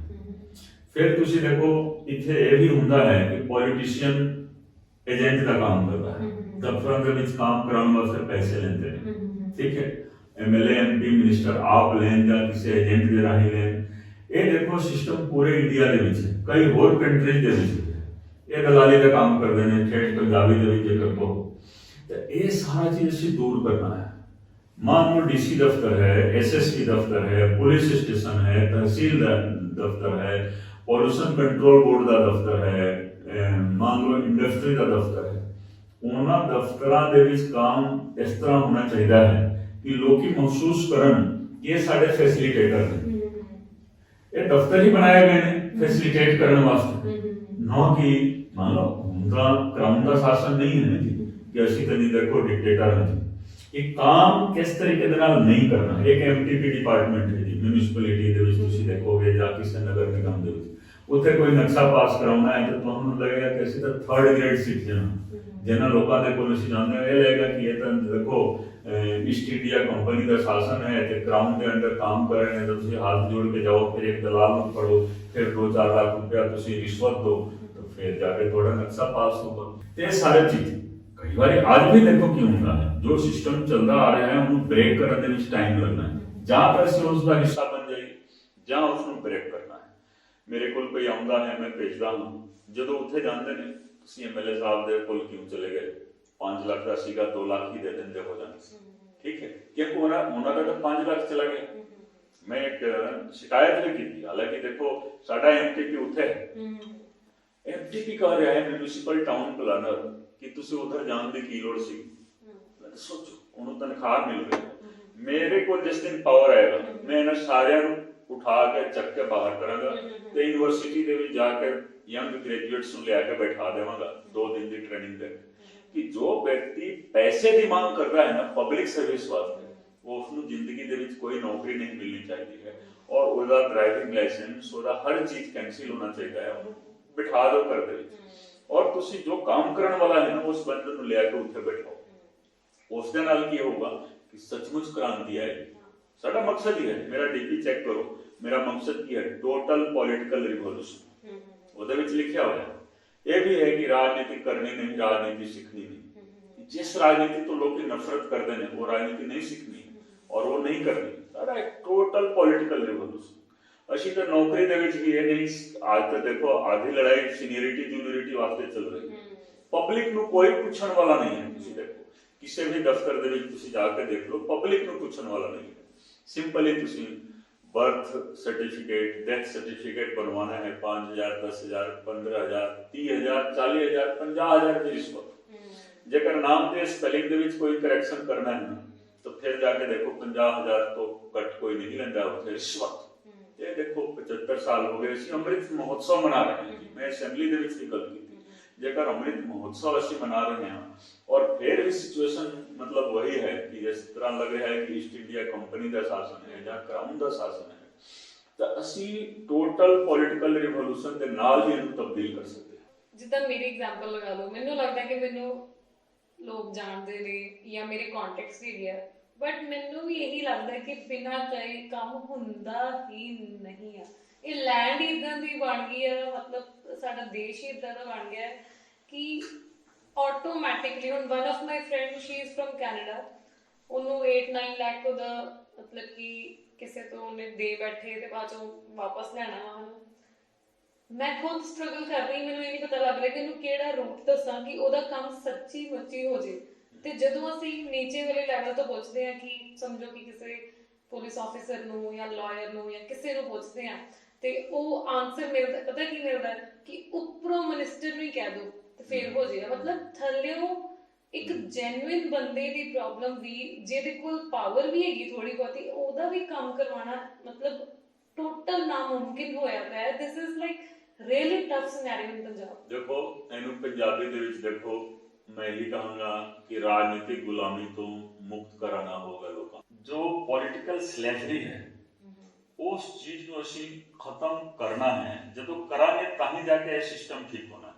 ਮੰਨ ਲਓ ਕੋਈ ਵੀ ਵਿਅਕਤੀ ਹੈ, ਅੱਜ ਵੀ ਜਾ ਕੇ ਦੇਖੋ ਕਿਸੇ ਵੀ ਦਫ਼ਤਰ ਦੇ ਵਿੱਚ ਤੁਹਾਨੂੰ ਜਿੱਥੇ 2 ਵਿਅਕਤੀਆਂ ਦੀ ਲੋੜ ਹੈ ਉੱਥੇ 10 ਵਿਅਕਤੀ ਬੈਠੇ ਹੋਏ ਨੇ। ਕਿਉਂ? ਲੋਕੀ ਸਰਕਾਰੀ ਦਫ਼ਤਰਾਂ ਦੇ ਵਿੱਚ ਕੰਮ ਕਰਕੇ ਰਾਜੀ ਨਹੀਂ ਹਨ। ਅਸੀਂ ਦੇਖੋ ਮੇਰੀ 25 ਸਾਲ ਦੇ ਕਰੀਬ ਦੀ ਨੌਕਰੀ ਰਹੀ ਹੈ ਸਰਕਾਰੀ। IPS ਦੀ ਨੌਕਰੀ ਜਦੋਂ ਮੈਂ ਛੱਡੀ ਸੀ ਉਦੋਂ ਵੀ ਮੇਰੀ 9 ਸਾਲ ਤੋਂ ਜ਼ਿਆਦਾ ਸਰਵਿਸ ਬਕਾਇਆ ਸੀ। ਮੈਂ ਇਹ ਵੇਖਦਾ ਹਾਂ ਕਿ ਜੋ ਵਿਅਕਤੀ ਉਸ ਵਿਅਕਤੀ ਦੇ ਵਿੱਚ ਜੋ ਪੋਟੈਂਸ਼ੀਅਲ ਹੈ ਉਸ ਦਾ 10% ਵੀ ਨਹੀਂ ਯੂਜ਼ ਕਰਦਾ। ਚਲੋ 10 ਵਜੇ ਆ ਗਏ, ਚਾਹ ਪਾਣੀ ਛਕ ਕੇ ਫਿਰ 1-2 घंटा काम करके, वो हर व्यक्ति देखो रिश्वत के बारे सोचता है।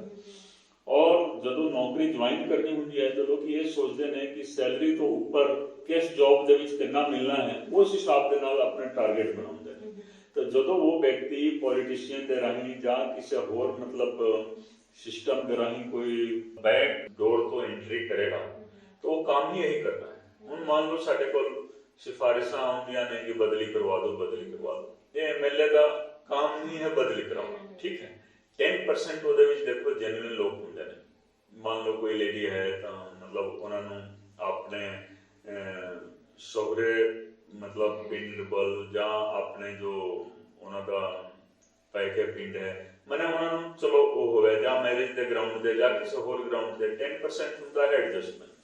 ਹਰ ਵਿਅਕਤੀ ਚਾਹੁੰਦਾ ਹੈ ਕਿ ਉਹਦਾ ਦਫ਼ਤਰ ਉਹਦੇ ਘਰ ਦੇ ਬਿਲਕੁਲ ਨੇੜੇ ਹੀ ਹੋਵੇ, 2 ਮਿੰਟ ਦਾ ਪੈਦਲ ਦਾ ਰਸਤਾ ਹੋਵੇ। मैंने कोई भी व्यक्ति अगर अमृतसर का रहने वाला है, अजनाला की अगर नौकरी मिल गई तो अजनाला जाके कोई राजी नहीं। ब्यास की नौकरी मिल गई, तरन तारण बटाले की मिल गई, जाके राजी नहीं है। MLA का काम नहीं है कि तुसी बदलियां करो। इत्थे तुसी गवर्नमेंट की गल की, सिस्टम की गल की। जेकर गवर्नमेंट एक पॉलिसी बना देती है कि एक व्यक्ति को 30-35 साल की नौकरी है तो उस व्यक्ति को किथे किथे काम करना पड़ेगा। अगले को पता है कि ਹੁਣ ਅਸੀਂ ਅੰਮ੍ਰਿਤਸਰ ਜ਼ੋਨ ਤੋਂ ਜਲੰਧਰ ਜ਼ੋਨ ਜਾਣਾ ਹੈ, ਜਲੰਧਰ ਜ਼ੋਨ ਤੋਂ ਬਾਅਦ ਅਸੀਂ ਬਠਿੰਡਾ ਜ਼ੋਨ ਜਾਣਾ ही जाना है। एक साइकिल बना दो तो उस सिफारिश का भी काम खत्म हो जाएगा और काम करने का एक जज्बा रहेगा लोगों को। काम करना है करो, नहीं करना है जाओ, कोई और आ जाएगा। तो इस तरीके नाल गवर्नमेंट ਨੂੰ भी सिस्टमैटिक तरीके ਦੇ ਨਾਲ ਇੱਕ ਪਲਾनिंग करनी चाहिए है, कोई भी गवर्नमेंट होवे। और ਹੁਣ ਜਿਹੜੀ ਗਵਰਨਮੈਂਟ ਸਾਡੀ ਆਮ ਆਦਮੀ ਪਾਰਟੀ ਦੀ ਆਈ ਹੈ ਉੱਥੇ ਤਾਂ ਲੋਕਾਂ ਨੂੰ ਕਾਫੀ ਜ਼ਿਆਦਾ ਉਮੀਦ ਹੈ ਕਿ ਇੱਕ ਸਿਸਟਮ ਬਣੇ, ਪਬਲਿਕ ਦਾ ਕੰਮ ਹੋਣਾ ਚਾਹੀਦਾ ਹੈ। ਸਰ ਇਹ ਜਦੋਂ ਪਬਲਿਕ ਕੋਈ ਵੀ ਕੰਮ ਕਰਵਾਉਂਦੀ ਹੈ ਤੇ ਉਹਦੇ ਵਿੱਚ ਪ੍ਰੋਪਰ ਡੈਡਲਾਈਨ ਟਾਈਪ ਨਹੀਂ ਹੋਣਾ ਚਾਹੀਦਾ ਕਿ ਸਪੋਜ਼ ਕਿਸੇ ਨੇ ਕੰਪਲੇਂਟ ਕਰਤੀ ਆ ਜਾਂ ਕਿਸੇ ਨੂੰ ਬਰਥ ਸਰਟੀਫਿਕੇਟ ਚਾਹੀਦਾ ਤੇ ਉਹਦੇ ਵਿੱਚ ਹੋਵੇ ਕਿ 4 ਡੇਜ਼ ਚ ਹੋ ਜਾਣਾ ਚਾਹੀਦਾ ਹੈ, 12 ਦਿਨ ਚ ਹੋ ਜਾਣਾ ਚਾਹੀਦਾ ਹੈ, ਇੰਨੀ ਦੇਰ ਚ ਕਲੋਜ਼ ਹੋਣੀ ਚਾਹੀਦੀ ਹੈ। ਇਸ ਸਿਸਟਮ ਦੇ ਵਿੱਚ ਇਹ ਚੀਜ਼ਾਂ ਹੈਗੀਆਂ। देखो ये पॉलिसी बनाई जाती है लेकिन ये पॉलिसी फॉलो नहीं होती है, क्योंकि जो व्यक्ति उत्थे बैठा हुआ है, जो कटिंग एज लेवल है, वो पता नहीं उसके मन ਦੇ ਵਿੱਚ ਕੀ ਭਾਵਨਾ ਆ ਜਾਂਦੀ ਹੈ ਕਿ ਉਹ ਆਪਣੇ ਆਪ ਨੂੰ ਲॉर्ड ਸਮਝਦਾ ਹੈ। ਜਿਸ ਤਰ੍ਹਾਂ ਹਾਊਸ ਆਫ ਲॉर्ड्स ਹੁੰਦੇ ਸੀ ਜਾਂ ਅੰਗਰੇਜ਼ਾਂ ਦੇ ਟਾਈਮ ਜਿਹੜੇ ਅਫਸਰ ਹੁੰਦੇ ਸੀ, ਉਹ ਹਰ ਵਿਅਕਤੀ ਉਹ ਸੋਚਦਾ ਹੈ ਕਿ ਹਾਂ ਕਿਸ ਤਰੀਕੇ ਦੇ ਨਾਲ ਐਕਸਪਲੋਇਟ ਕਰਨਾ ਹੈ, ਵੱਧ ਤੋਂ ਵੱਧ ਪੈਸਾ ਕਿਸ ਤਰੀਕੇ ਦੇ ਨਾਲ ਲੈਣਾ ਹੈ। ਕਈ ਕੇਸਾਂ ਦੇ ਵਿੱਚ ਕੀ ਹੁੰਦਾ ਹੈ ਕਿ ਉੱਪਰ ਵਾਲੇ ਅਫਸਰ ਵੀ ਡਿਮਾਂਡ ਕਰਦੇ ਨੇ, ਪੋਲੀਟੀਸ਼ੀਅਨ ਵੀ ਡਿਮਾਂਡ ਕਰਦੇ ਨੇ। ਤਾਂ ਹੀ ਮੈਂ ਇਹ ਕਿਹਾ ਕਿ ਟੋਟਲ ਪੋਲੀਟੀਕਲ ਰਿਵੋਲੂਸ਼ਨ ਦੇ ਰਾਹੀਂ ਇਸ ਸਿਸਟਮ ਨੂੰ ਅਸੀਂ ਠੀਕ ਕਰਨਾ ਹੈ। ਠੀਕ ਹੈ, ਬਰਥ ਸਰਟੀਫਿਕੇਟ ਲੈਣਾ ਹੈ, 3 दिन का टाइम है, जाओ अपना एप्लीकेशन दो, तीसरे दिन जाके तुसी लेके आओ, क्योंकि तुसी पे कर रहे हो। उस तो अलावा तुसी टैक्स पे कर रहे हो सरकार। तो ਤਾਂ ਤੁਹਾਨੂੰ ਤਾਂ ਫੈਸਿਲਿਟੇਟ ਮਤਲਬ ਕਰਨ ਵਾਸਤੇ ਉੱਥੇ ਤਿਆਰ ਕੋਈ ਹੋਣਾ ਚਾਹੀਦਾ ਹੈ। ਤਾਂ ਹੀ ਮੈਂ ਦੇਖੋ ਪਾਈਟੈਕਸ ਦਾ ਮੇਲਾ ਲੱਗਿਆ ਹੋਇਆ ਸੀ। MP MLA ਇਲੈਕਸ਼ਨ ਲੜ ਕੇ ਜਦੋਂ ਜਿੱਤ ਜਾਂਦੇ ਨੇ ਤਾਂ ਆਮ ਤੌਰ ਤੇ ਸੁਣਨ ਨੂੰ ਮਿਲਦਾ ਹੈ ਕਿ ਪਬਲਿਕ ਤੋਂ ਥੋੜਾ ਦੂਰੀ ਬਣਾਉਂਦੇ ਨੇ, ਫਿਰ ਇਲੈਕਸ਼ਨ ਆਊਗਾ ਤਾਂ ਅਸੀਂ ਦੇਖਾਂਗੇ। ਮੈਂ ਕਿਹਾ ਵੀ ਸਿੱਧਾ ਪਬਲਿਕ ਦੇ ਵਿੱਚ ਚਲੋ, ਠੀਕ ਹੈ। ਹੁਣ ਸਾਨੂੰ ਕੀ ਪਰੇਸ਼ਾਨੀ ਆ ਰਹੀ ਹੈ ਕਿ ਭਾਵੇਂ ਕੋਈ ਬਠਿੰਡਾ ਦਾ ਹੈ, ਕੋਈ ਪਟਿਆਲਾ ਦਾ ਹੈ ਜਾਂ ਕਿਸੇ ਹੋਰ ਸਟੇਟ ਦਾ ਹੈ, ਹਰ ਆਦਮੀ ਫੋਨ ਕਰਦਾ ਹੈ ਸਾਡੇ ਹੈਲਪਲਾਈਨ ਨੰਬਰ ਤੇ। ਮੈਂ ਇੱਕ ਹੈਲਪਲਾਈਨ ਨੰਬਰ ਵੀ ਜਾਰੀ ਕੀਤੀ ਹੈ ਜੋ ਕਿ ਆਮ ਤੌਰ ਤੇ ਕੋਈ MLA MP ਜਾਰੀ ਨਹੀਂ ਕਰਦਾ। ਹੈਲਪਲਾਈਨ ਮੈਂ ਜਾਰੀ ਇਸ ਕਰਕੇ ਕੀਤੀ ਹੈ ਕਿ ਆਪਣੇ ਜਿਹੜੇ ਵੋਟਰਸ ਆਪਣੀ ਕੰਸਟੀਚੁਐਂਸੀ ਦੇ ਨੇ ਉਹਨਾਂ ਨੂੰ ਕੋਈ ਡੇ ਟੂ ਡੇ ਪ੍ਰੋਬਲਮ ਹੁੰਦਾ ਹੈ ਤਾਂ ਉਸ ਨੰਬਰ ਦੇ ਉੱਤੇ ਸੰਪਰਕ ਕਰ ਸਕਦੇ ਨੇ। ਔਰ ਸਾਰੇ ਦਫ਼ਤਰਾਂ ਦੇ ਵਿੱਚ ਜੋ ਫੋਨ ਅਟੈਂਡ ਕਰਦੇ ਨੇ ਉਹਨਾਂ ਦੀ ਪਛਾਣ ਕਰਾਈ ਗਈ ਹੈ ਕਿ ਜੇਕਰ ਇਹ ਫੋਨ ਕਰਦੇ ਨੇ ਤਾਂ ਮੰਨ ਕੇ ਚਲੋ ਕਿ ਉਹ ਜੈਨੂਇਨ ਫੋਨ ਹੈ ਔਰ ਉਹ ਮੇਰੇ ਵੱਲੋਂ ਜਾ ਰਿਹਾ ਹੈ। ਕਿਉਂਕਿ ਮੰਨ ਲਓ आज मैं ਇੱਥੇ ਬੈਠਾ ਹੋਇਆ, इस दौरान कोई मैंने फोन करे, मेरा फोन तो लगना नहीं है, तो कोई ना कोई बैकअप प्लान होना चाहिए। ये भी मेरा एक इंपावरमेंट का एक तरीका है। अपनी कॉन्स्टिट्यूएंसी ਦੇ ਵਿੱਚ मैं एक मोबाइल नंबर दे ਦਿੱਤਾ कि ਤੁਸੀਂ जेन्युइन जो भी मतलब कॉन्स्टिट्यूएंसी का काम है, डे टू डे काम है, उस नंबर पे फोन करो और अपना काम कराओ। जो काम वो करवा सकते ने करवा देंगे ने, जो काम उन्होंने मतलब लेवल तो ऊपर का होंगे है लिख के वो रख लेंगे ने। कोई अर्जेंट है तो मेरे को तुरंत WhatsApp मैसेज आ जाता है कि फलाने का फोन है, ऐसी ये अर्जेंट चीज है, ये थोड़े लेवल का है। तो इस तरीके नाल हुंदा की है कि देखो ਅਸੀਂ ਇੰਪਾਵਰ ਹੀ ਕਰਨਾ ਹੁੰਦਾ ਹੈ ਪਬਲਿਕ ਹਮੇਸ਼ਾ। ਤਾਂ ਹੀ ਮੈਂ ਇਹ ਕਿਹਾ ਕਿ ਦੇਖੋ ਮੇਰੇ ਮਾਈਂਡ ਦੇ ਵਿੱਚ ਭਾਵੇਂ ਇਸ ਦੇ ਕੰਪੋਨੈਂਟ ਕਈ ਬਣ ਜਾਣਗੇ। ਇੱਕ ਐਗਜ਼ਾਮਪਲ ਤੁਹਾਨੂੰ ਦੇ ਰਿਹਾ, ਮਤਲਬ ਜਨਵਰੀ ਤੋਂ ਲੈ ਕੇ ਮਾਰਚ ਤੱਕ ਦਾ ਮੇਰਾ ਟਾਰਗੇਟ ਹੈ ਕਿ ਸਕੂਲੀ ਬੱਚਿਆਂ ਨੂੰ ਉਨੀ ਦਾ ਪਹਾੜਾ ਮਤਲਬ ਸਿਖਾ ਦੇਣਾ। ਤੁਸੀਂ ਕਿਸੇ ਵੀ ਥਾਂ ਤੇ ਜਾਓ, 50 ਬੱਚੇ ਬੈਠੇ ਹੋਣਗੇ, ਇੱਕ ਜਾਂ ਦੋ ਬੱਚਿਆਂ ਨੂੰ ਉਨੀ ਦਾ ਪਹਾੜਾ, ਭਾਵੇਂ ਹਿੰਦੀ, ਪੰਜਾਬੀ ਜਾਂ ਇੰਗਲਿਸ਼ ਦੇ ਵਿੱਚ ਕਿਸੇ ਵੀ ਲੈਂਗੁਏਜ ਦੇ ਵਿੱਚ ਰਿਵਰਸ ਕਾਊਂਟਿੰਗ ਨਹੀਂ ਆਉਂਦੀ ਹੈ ਬੱਚਿਆਂ ਨੂੰ। ਤਾਂ ਹੁਣ ਤਾਂ ਮੇਰਾ ਹੈ ਕਿ ਬਸ ਇਨਫਾਰਮਲੀ ਕਲਾਸਿਸ ਦੇ ਵਿੱਚ ਜਾ ਕੇ ਉਹਨਾਂ ਨੂੰ ਉੱਥੇ ਯਾਦ ਕਰਾ ਕੇ ਆਓ ਕਿ ਮੈਂ ਆ ਗਿਆ, ਕੋਈ ਫਾਲਟ ਫਾਈਂਡਿੰਗ ਨਹੀਂ, ਟੀਚਰ ਵੀ ਬਹਿ ਜਾਣਗੇ ਸਾਰੇ। ਜੇਕਰ ਇੱਕ ਕਲਾਸ ਨੂੰ ਮੈਂ ਯਾਦ ਕਰਾ ਦਿੰਦਾ ਹਾਂ ਤੇ ਟੀਚਰ ਦੀ ਪ੍ਰਿੰਸੀਪਲ ਦੀ ਜ਼ਿੰਮੇਵਾਰੀ ਬਣ ਜਾਂਦੀ ਹੈ ਕਿ ਬਾਕੀ ਕਲਾਸਾਂ ਨੂੰ ਵੀ ਉਹ ਸਿਖਾ ਦੇਣ। ਮੰਨ ਲਓ ਇਹ ਕਿੰਨਾ ਕਠਿਨ ਕੰਮ ਹੈ, 19 ਦਾ ਪਹਾੜਾ। ਪਹਿਲਾਂ ਦੇਖੋ 50 ਤੱਕ ਲੋਕੀ ਪਹਾੜਾ ਪੜ੍ਹਦੇ ਸੀਗੇ, ਫਿਰ ਪਹਾੜਾ ਤੋਂ ਇਲਾਵਾ ਵੀ ਬਹੁਤ ਸਾਰੀਆਂ ਚੀਜ਼ਾਂ, ਉਹ ਕੈਲਕੂਲੇਸ਼ਨ ਉਹਨਾਂ ਦੇ ਟਿਪਸ ਤੇ ਹੁੰਦਾ ਸੀ, ਤਾਂ ਹੀ ਲੋਕੀ ਕਾਫੀ ਸਾਇੰਟੀਫਿਕ ਮਾਈਂਡਸੈਟ ਉਹਨਾਂ ਦਾ ਹੁੰਦਾ ਸੀ। ਹੁਣ ਤਾਂ ਇਹ ਕੈਲਕੂਲੇਟਰ ਹੈ, ਮੋਬਾਈਲ ਫੋਨ ਹੈ ਔਰ ਚਲੋ ਜੀ ਕੀ ਲੋੜ ਹੈ। ਫਿਰ ਦੇਖੋ ਸਕੁਆयर ਤੇ ਸਕੁਆयर रूट, ਇਹ ਵੀ ਮੈਂ ਯਾਦ ਕਰਾਉਂਦਾ ਹਾਂ ਕਿ 1 ਤੋਂ ਲੈ ਕੇ 50 ਤੱਕ ਸਕੁਆयर रूट ਯਾਦ ਕਰੋ। 29 ਦਾ ਕੀ ਹੈ, 39 ਦਾ ਸਕੁਆयर ਕੀ ਹੈ, 49 ਦਾ ਕੀ ਹੈ। ਔਰ ਮੈਂ ਦੇਖੋ ਸਿੰਪਲ ਤਰੀਕੇ ਦੇ ਨਾਲ ਮੈਂ ਬਤਾਉਂਦਾ कि जेकर तुहानू याद नहीं भी करना है तो जेकर एग्जाम दे विच आ गया जां लोड़ पै गई तो 49 दा स्क्वायर तुसी कितना मतलब छेती जबानी कलामी तुसी लिख सकते हो। लैंग्वेज सर बहुत सारी लैंग्वेजेस जेडी जानते ने, I think almost 8 languages you know right जी। हां, आई एम वेरी इंप्रेस्ड कि सारी इंटरव्यू तुसी पंजाबी दे विच साडे नाल कीती है। सो साडे पंजाब दे विच ना बहुत सारा एक फोबिया ਹੁੰਦਾ ਦਿਮਾਗ ਚ ਸਾਰਿਆਂ ਦੇ ਕਿ ਸਾਨੂੰ ਅੰਗਰੇਜ਼ੀ ਨਹੀਂ ਆਉਂਦੀ, ਰਾਈਟ। ਸੋ ਆਫਟਰ ਲਰਨਿੰਗ ਸੋ ਮੈਨੀ ਲੈਂਗੁਏजेस, ਰਾਈਟ, ਐਂਡ ਤੁਹਾਡਾ ਕੀ ਤਜਰਬਾ ਹੈ ਲੈਂਗੁਏਜ ਤੇ, ਤੁਹਾਡਾ ਕੀ ਵਿਊ ਹੈਗਾ ਕਿ ਯੂ نو ਇਸ ਚੀਜ਼ ਨੂੰ ਆਪਣੀ ਕਮੀ ਮੰਨ ਲੈਂਦੇ ਨੇ ਕਈ ਵਾਰ ਲੋਕ ਕਿ ਮੈਨੂੰ ਹਿੰਦੀ ਨਹੀਂ ਆਉਂਦੀ ਚੰਗੀ ਤਰ੍ਹਾਂ, ਮੈਨੂੰ ਪੰਜਾਬੀ ਨਹੀਂ ਆਉਂਦੀ ਜਾਂ ਮੈਨੂੰ ਇੰਗਲਿਸ਼ ਨਹੀਂ ਆਉਂਦੀ। ਆਪਣਾ ਜਿਹੜਾ ਇੰਡੀਆ ਹੈ ਨਾ ਜੀ, ਇੰਡੀਆ ਦੇ ਵਿੱਚ ਤਾਂ ਸੰਵਿਧਾਨ ਦੇ ਵਿੱਚ ਹੀ 22 ਲੈਂਗੁਏजेस ਨੇ, 22 ਭਾਸ਼ਾਵਾਂ ਨੂੰ ਸੰਵਿਧਾਨਿਕ ਤੌਰ ਤੇ ਮਾਨਤਾ ਦਿੱਤੀ ਗਈ ਹੈ। ਉਹਦੇ ਵਿੱਚ ਅੰਗਰੇਜ਼ੀ ਨਹੀਂ ਹੈ, 22 ਤੇ ਇੰਡੀਅਨ ਲੈਂਗੁਏजेस ਨੇ, ਚਾਹੇ ਬੰਗਾਲੀ ਹੈ, ਪੰਜਾਬੀ ਹੈ, ਤਮਿਲ ਹੈ, तेलुगु है, और हर भाषा ਨੂੰ ਬਰਾਬਰੀ ਦਾ ਦਰਜਾ ਦਿੱਤਾ ਗਿਆ ਹੈ। ਇੱਕ ਤਾਂ ਇਹ ਹੋ ਗਿਆ ਕਿ ਕਨਸਟੀਟਿਊਸ਼ਨਲ ਐਸਪੈਕਟ। ਸੈਕੰਡ ਤਾਂ ਇਹ ਹੋ ਗਿਆ ਕਿ ਦੇਖੋ ਜੋ ਵਿਅਕਤੀ ਜਿਸ ਲੈਂਗੁਏਜ ਦੇ ਵਿੱਚ ਆਪਣੇ ਆਪ ਨੂੰ ਕੰਫਰਟੇਬਲ ਸਮਝਦਾ ਹੈ, ਜਿਸ ਤਰ੍ਹਾਂ ਜਾਪਾਨ ਦੇ ਲੋਕ ਹਮੇਸ਼ਾ ਜੈਪਨੀਜ਼ ਦੇ ਵਿੱਚ ਹੀ ਗੱਲ ਕਰਦੇ ਨੇ, ਫਰਾਂਸ ਦੇ ਲੋਕ ਫ੍ਰੈਂਚ ਦੇ ਵਿੱਚ ਗੱਲ ਕਰਦੇ ਨੇ, ਜਰਮਨੀ ਦੇ ਵਿੱਚ ਜਾਓ ਤਾਂ ਅੰਗਰੇਜ਼ੀ ਦੇ ਵਿੱਚ ਗੱਲ ਕਰੋਗੇ ਤਾਂ ਕੋਈ ਪਾਣੀ ਵੀ ਨਹੀਂ ਦਊਗਾ, ਚਾਹ ਵੀ ਨਹੀਂ ਦੇਣਾ ਹੈ। ਤੇ ਸਾਡਾ ਮੁਲਕ ਚੁੱਕੀ 300 ਸਾਲ ਅੰਗਰੇਜ਼ਾਂ ਦਾ ਗੁਲਾਮ ਰਿਹਾ, ਤੇ ਇਸ ਕਰਕੇ ਗੁਲਾਮੀ ਕਰਕੇ ਇੱਕ ਅੰਗਰੇਜ਼ੀ ਦਾ ਹੈ।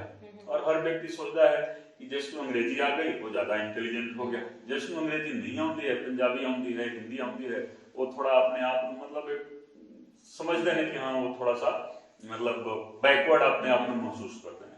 ਮੈਂ ਤਾਂ ਇਹੀ ਕਹਾਂਗਾ ਕਿ ਤੁਸੀਂ ਆਪਣੇ ਟੈਲੈਂਟ ਨੂੰ ਟੈਲੈਂਟ ਨੂੰ ਅੱਗੇ ਲੈ ਕੇ ਆਓ।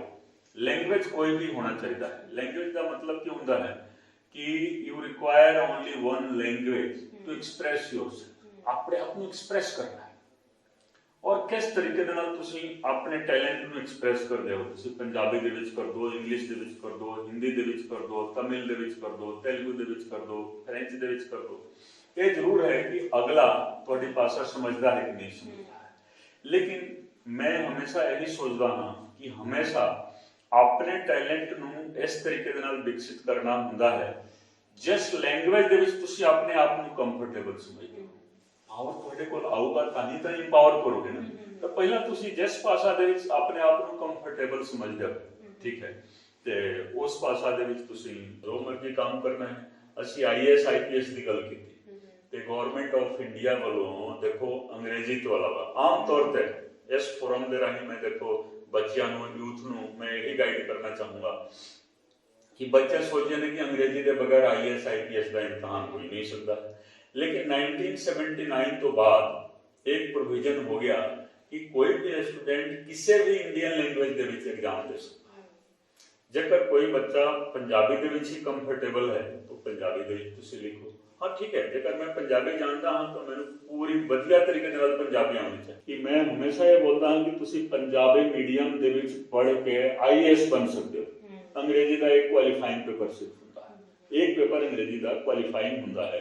जो 10वीं 12वीं ਦੇ ਵਿੱਚ ਜੇਕਰ ਕਿਸੇ ਨੇ ਵਧੀਆ ਤਰੀਕੇ ਨਾਲ ਅੰਗਰੇਜ਼ੀ ਦੀ ਪੜ੍ਹਾਈ ਕੀਤੀ ਹੈ तो एग्जाम पास कर जाएगा, ठीक है। और हमेशा उस भाषा ਦੇ ਵਿੱਚ काम करना ਚਾਹੀਦਾ ਹੈ ਜਿਸ ਦੇ ਵਿੱਚ ਤੁਸੀਂ ਆਪਣੇ ਆਪ ਨੂੰ ਕੰਫਰਟੇਬਲ ਕਰ ਰਹੇ ਹੋ। ਦੂਸਰਾ ਇੱਕ ਹੁੰਦਾ ਹੈ ਕਿ ਕਿਸੇ ਭਾਸ਼ਾ ਨੂੰ ਦਬਾ ਦੇਣਾ, ਜਿਸ ਤਰ੍ਹਾਂ ਅੰਗਰੇਜ਼ੀ ਨੇ ਪੰਜਾਬੀ ਨੂੰ ਕਾਫੀ ਜ਼ਿਆਦਾ ਦਬਾਇਆ ਹੈ। ਦੂਸਰਾ ਹੁੰਦਾ ਹੈ ਇੰਪੋਜ਼ ਕਰਨਾ, ਜਿਸ ਤਰ੍ਹਾਂ ਮੰਨ ਲਓ ਅੱਜ ਕੱਲ ਆ ਗਿਆ ਕਿ ਹਾਂਜੀ ਤੁਸੀਂ ਸਾਈਨ ਬੋਰਡ ਪੰਜਾਬੀ ਦੇ ਵਿੱਚ ਲਿਖੋ, ਚੰਗੀ ਗੱਲ ਹੈ।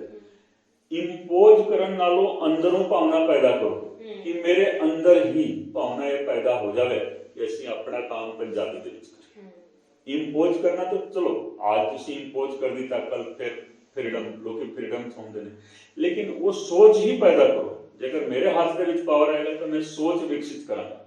ਇਹ ਸੋਚ ਬੱਚਿਆਂ ਨੂੰ ਮੈਂ ਕਹਾਂਗਾ ਕਿ ਤੁਸੀਂ ਪੰਜਾਬੀ ਦੇ ਵਿੱਚ ਜ਼ਿਆਦਾ ਕੰਫਰਟੇਬਲ ਹੋ, ਤੁਸੀਂ ਆਪਣਾ ਸਾਰਾ ਕੰਮ ਪੰਜਾਬੀ ਦੇ ਵਿੱਚ ਕਰੋ।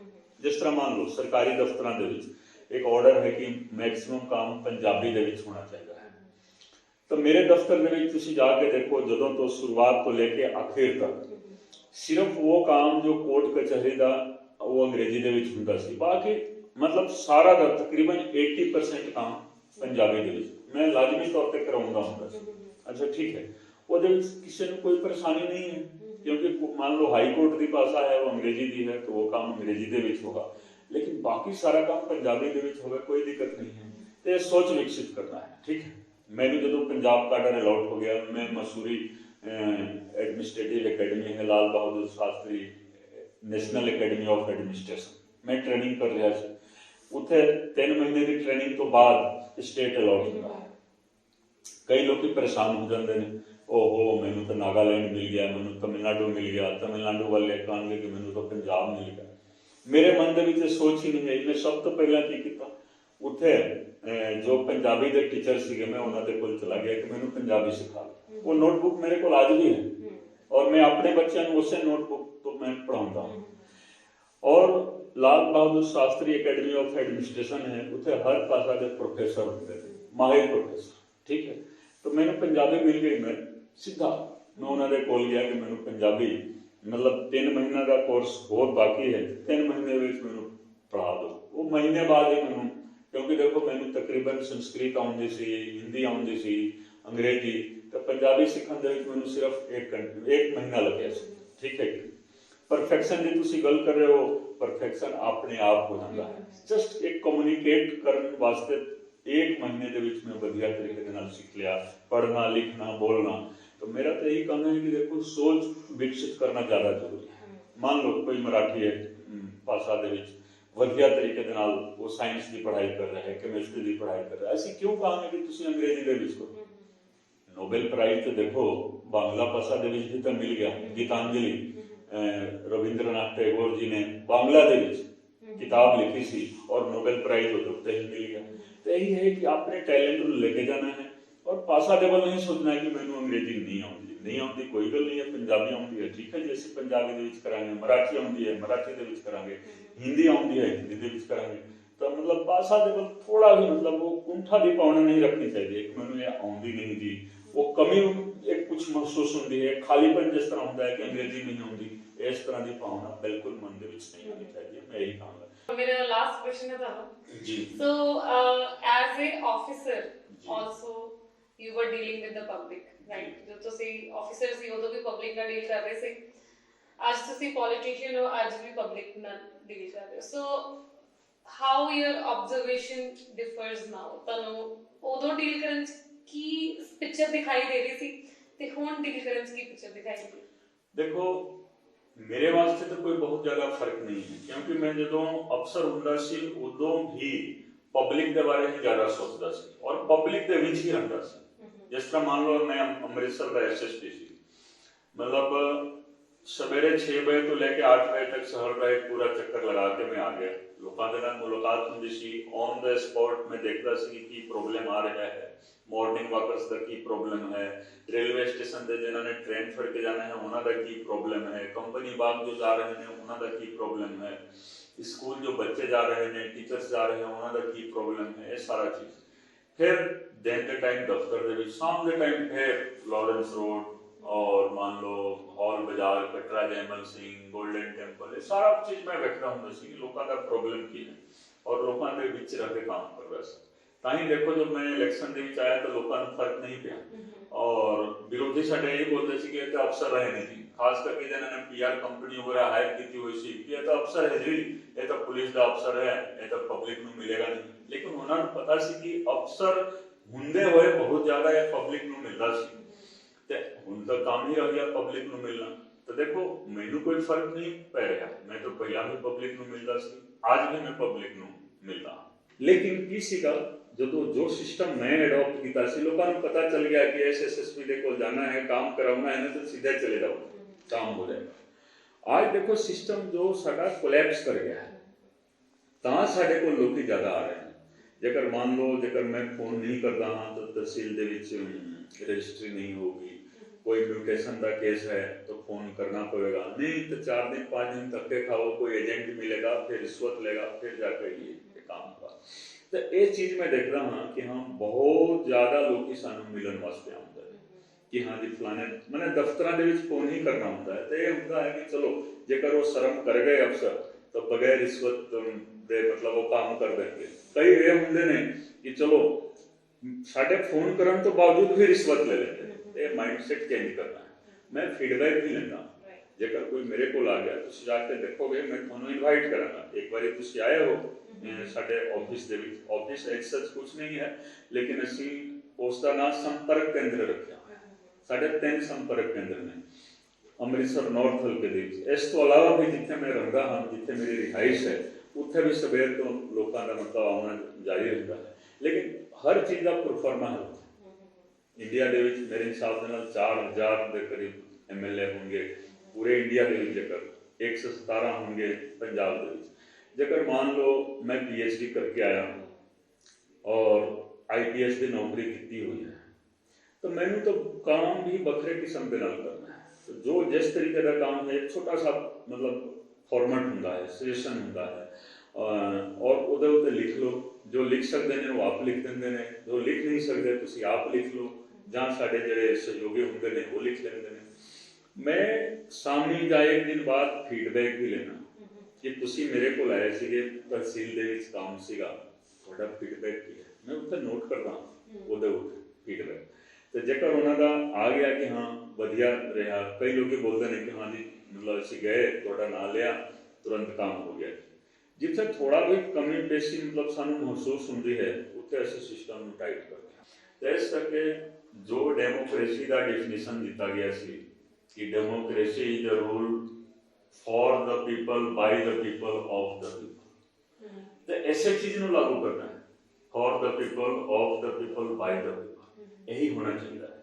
फिर जाकर देखो असीं जिथों स्टार्ट किया सी कि यूथ गुमराह हो रहे हैं, बाहर जा रहे हैं, जब सिस्टम असीं बना देवांगे तो सिस्टम बन जाएगा, बन गया तो सारा कुछ ठीक हो जाएगा।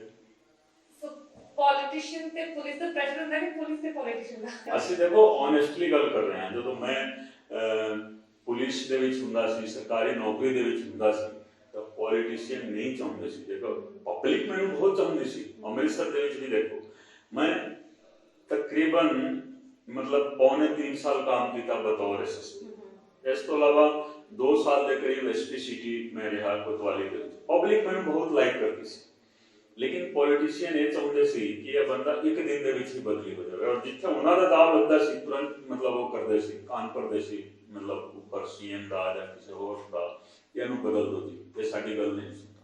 ਕਿਉਂ? ਕਿਉਂਕਿ ਮੈਂ ਪਬਲਿਕ ਦੀ ਗੱਲ ਸੁਣਦਾ। ਪੋਲੀਟੀਸ਼ੀਅਨ ਦਾ ਇੱਕ ਵੈਸਟਡ ਇੰਟਰਸਟ ਹੁੰਦਾ ਹੈ। ਤਾਂ ਉਦੋਂ ਮੈਂ ਇਹ ਦੇਖਦਾ ਸੀ ਕਿ ਪੋਲੀਟੀਕਲ ਪ੍ਰੈਸ਼ਰ ਬਹੁਤ ਜ਼ਿਆਦਾ ਹੈ। ਹੁਣ ਦੇਖੋ ਜਦੋਂ ਪਬਲਿਕ ਸਾਡੇ ਕੋਲ ਆ ਰਹੀ ਹੈ ਤਾਂ ਮੈਂ ਤਾਂ ਇਹੀ ਐਕਸਪੈਕਟ ਕਰਾਂਗਾ ਕਿ ਜੇਕਰ ਮੰਨ ਲਓ ਅਫਸਰ ਬਿਨਾਂ ਸਿਫਾਰਿਸ਼ ਦੇ ਕੰਮ ਕਰ ਦਿੰਦੇ, ਜਿਸ ਤਰ੍ਹਾਂ ਮੈਂ ਕਰਦਾ ਹੁੰਦਾ ਸੀ, ਤਾਂ ਸਾਡੇ ਕੋਲ ਕਿਸੇ ਨੇ ਆਉਣਾ ਨਹੀਂ ਸੀ। ਤਾਂ ਅੱਜ ਦੇਖੋ ਜਦੋਂ ਲੋਕੀ ਸਾਡੇ ਕੋਲ ਆਉਣਗੇ ਤਾਂ ਅਸੀਂ ਲੋਕਾਂ ਵਾਸਤੇ ਇਹ ਦੇਖੋ ਹੁੰਦਾ ਕੀ ਹੈ। ਮੈਂ ਕਦੇ ਵੀ ਇਹ ਨਹੀਂ ਬੋਲਦਾ ਹਾਂ ਕਿ ਫਲਾਣੇ ਅਫਸਰ ਨੂੰ ਇੱਥੇ ਪੋਸਟਿੰਗ ਕਰ ਲਓ, ਡੀਸੀ ਇਹ ਹੋਣਾ ਚਾਹੀਦਾ ਹੈ, ਤਹਿਸੀਲਦਾਰ ਇਹ ਹੋਣਾ ਚਾਹੀਦਾ ਹੈ, ਥਾਣੇਦਾਰ ਇਹ ਹੋਣਾ ਚਾਹੀਦਾ ਹੈ। ਨਹੀਂ, ਮੈਂ ਇਸ ਸੋਚ ਦੇ ਵਿੱਚ, ਕਿਉਂਕਿ ਮੈਂ ਤਾਂ ਖੁਦ ਨੌਕਰੀ ਦੇ ਵਿੱਚ ਰਹਿ ਕੇ ਆਇਆ, ਮੈਂ ਕਿ whosoever is posted in Amritsar, ਤੁਸੀਂ ਦੇਖੋ काम करना ही करना है। पब्लिक का काम करो, जो काम करेगा मेरे वास्ते बढ़िया है, जो पब्लिक का काम नहीं करेगा या रिश्वतखोरी करेगा वो मेरा दुश्मन है। कई बार सानू मतलब थोड़ा सा औखा भी होना पैंदा है, क्योंकि बार बार तुसी 3 बार जेकर किसी नू मतलब भेज दिता और काम नहीं होया, काम जेन्युइन है, तो सिर्फ यही मकसद होता है ना कि पैसा। मान लो किसी का लाइसेंस है, ड्राइविंग लाइसेंस बनाना है, आरटीए ऑफिस ਦੇ ਵਿੱਚ ਬਾਰ-ਬਾਰ ਜਾ ਰਹੇ ਨੇ, ਐਸਡੀਐਮ ਆਫਿਸ ਦੇ ਵਿੱਚ ਬਾਰ, ਉੱਥੇ ਦੇਖੋ ਹਰ ਦਫ਼ਤਰ ਦੇ ਵਿੱਚ ਏਜੰਟ ਬੈਠੇ ਹੋਏ ਨੇ, ਔਰ ਜੋ ਉਧਰ ਦੇ ਕਲਰਕ ਨੇ, ਸੁਪਰਿੰਟੈਂਡੈਂਟ ਨੇ, ਅਫਸਰ ਨੇ, ਉਹਨਾਂ ਨੇ ਆਪਣੇ ਏਜੰਟ ਛੱਡੇ ਹੋਏ ਨੇ। ਤਾਂ ਇਸ ਤਰੀਕੇ ਦੇ ਨਾਲ ਹੁੰਦਾ ਕੀ ਹੈ ਕਿ ਪਬਲਿਕ ਗੁਲਾਮ ਹੋ ਜਾਂਦੀ ਹੈ ਔਰ ਗੁੰਮਰਾਹ ਹੋ ਜਾਂਦੀ ਹੈ। ਫਿਰ ਸਾਡੇ ਕੋਲ ਇੱਕ ਵਾਰੀ 2 ਵਾਰੀ ਆਉਣਗੇ, ਉਹ ਇਹ ਕਹਣਗੇ ਕਿ ਦੇਖੋ ਇਹਨਾਂ ਦੇ ਫੋਨ ਕਰਨ ਦਾ ਕੋਈ ਫਾਇਦਾ ਹੈ ਨਹੀਂ, ਫਿਰ ਦਲਾਲ ਦੇ ਕੋਲ ਜਾ ਕੇ ਕੰਮ ਕਰਵਾ ਲਓ।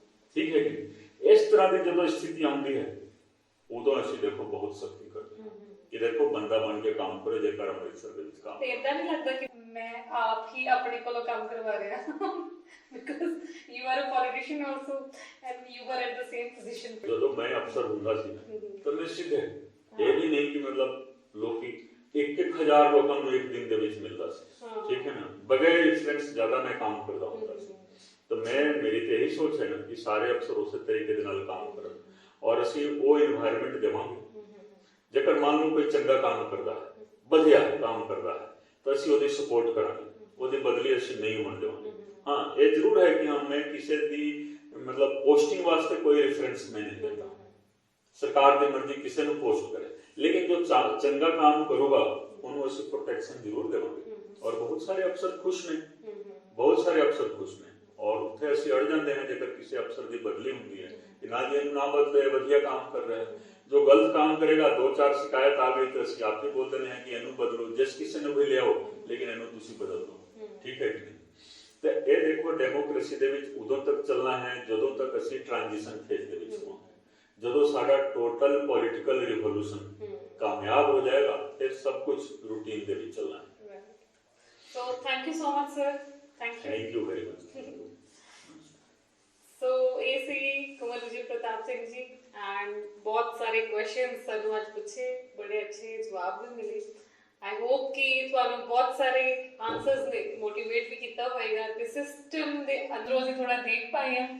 We could know some insights कि किवें पॉलिटिशियन ऑफिसर्स इकट्ठे मिलके they are trying to bring की इम्पैक्ट आ सकती है, की नेगेटिव चीज़ां ने, की पॉजिटिव ने। So I really enjoyed the interview. Thank you so much for watching Mandeep Kaur Tapra show.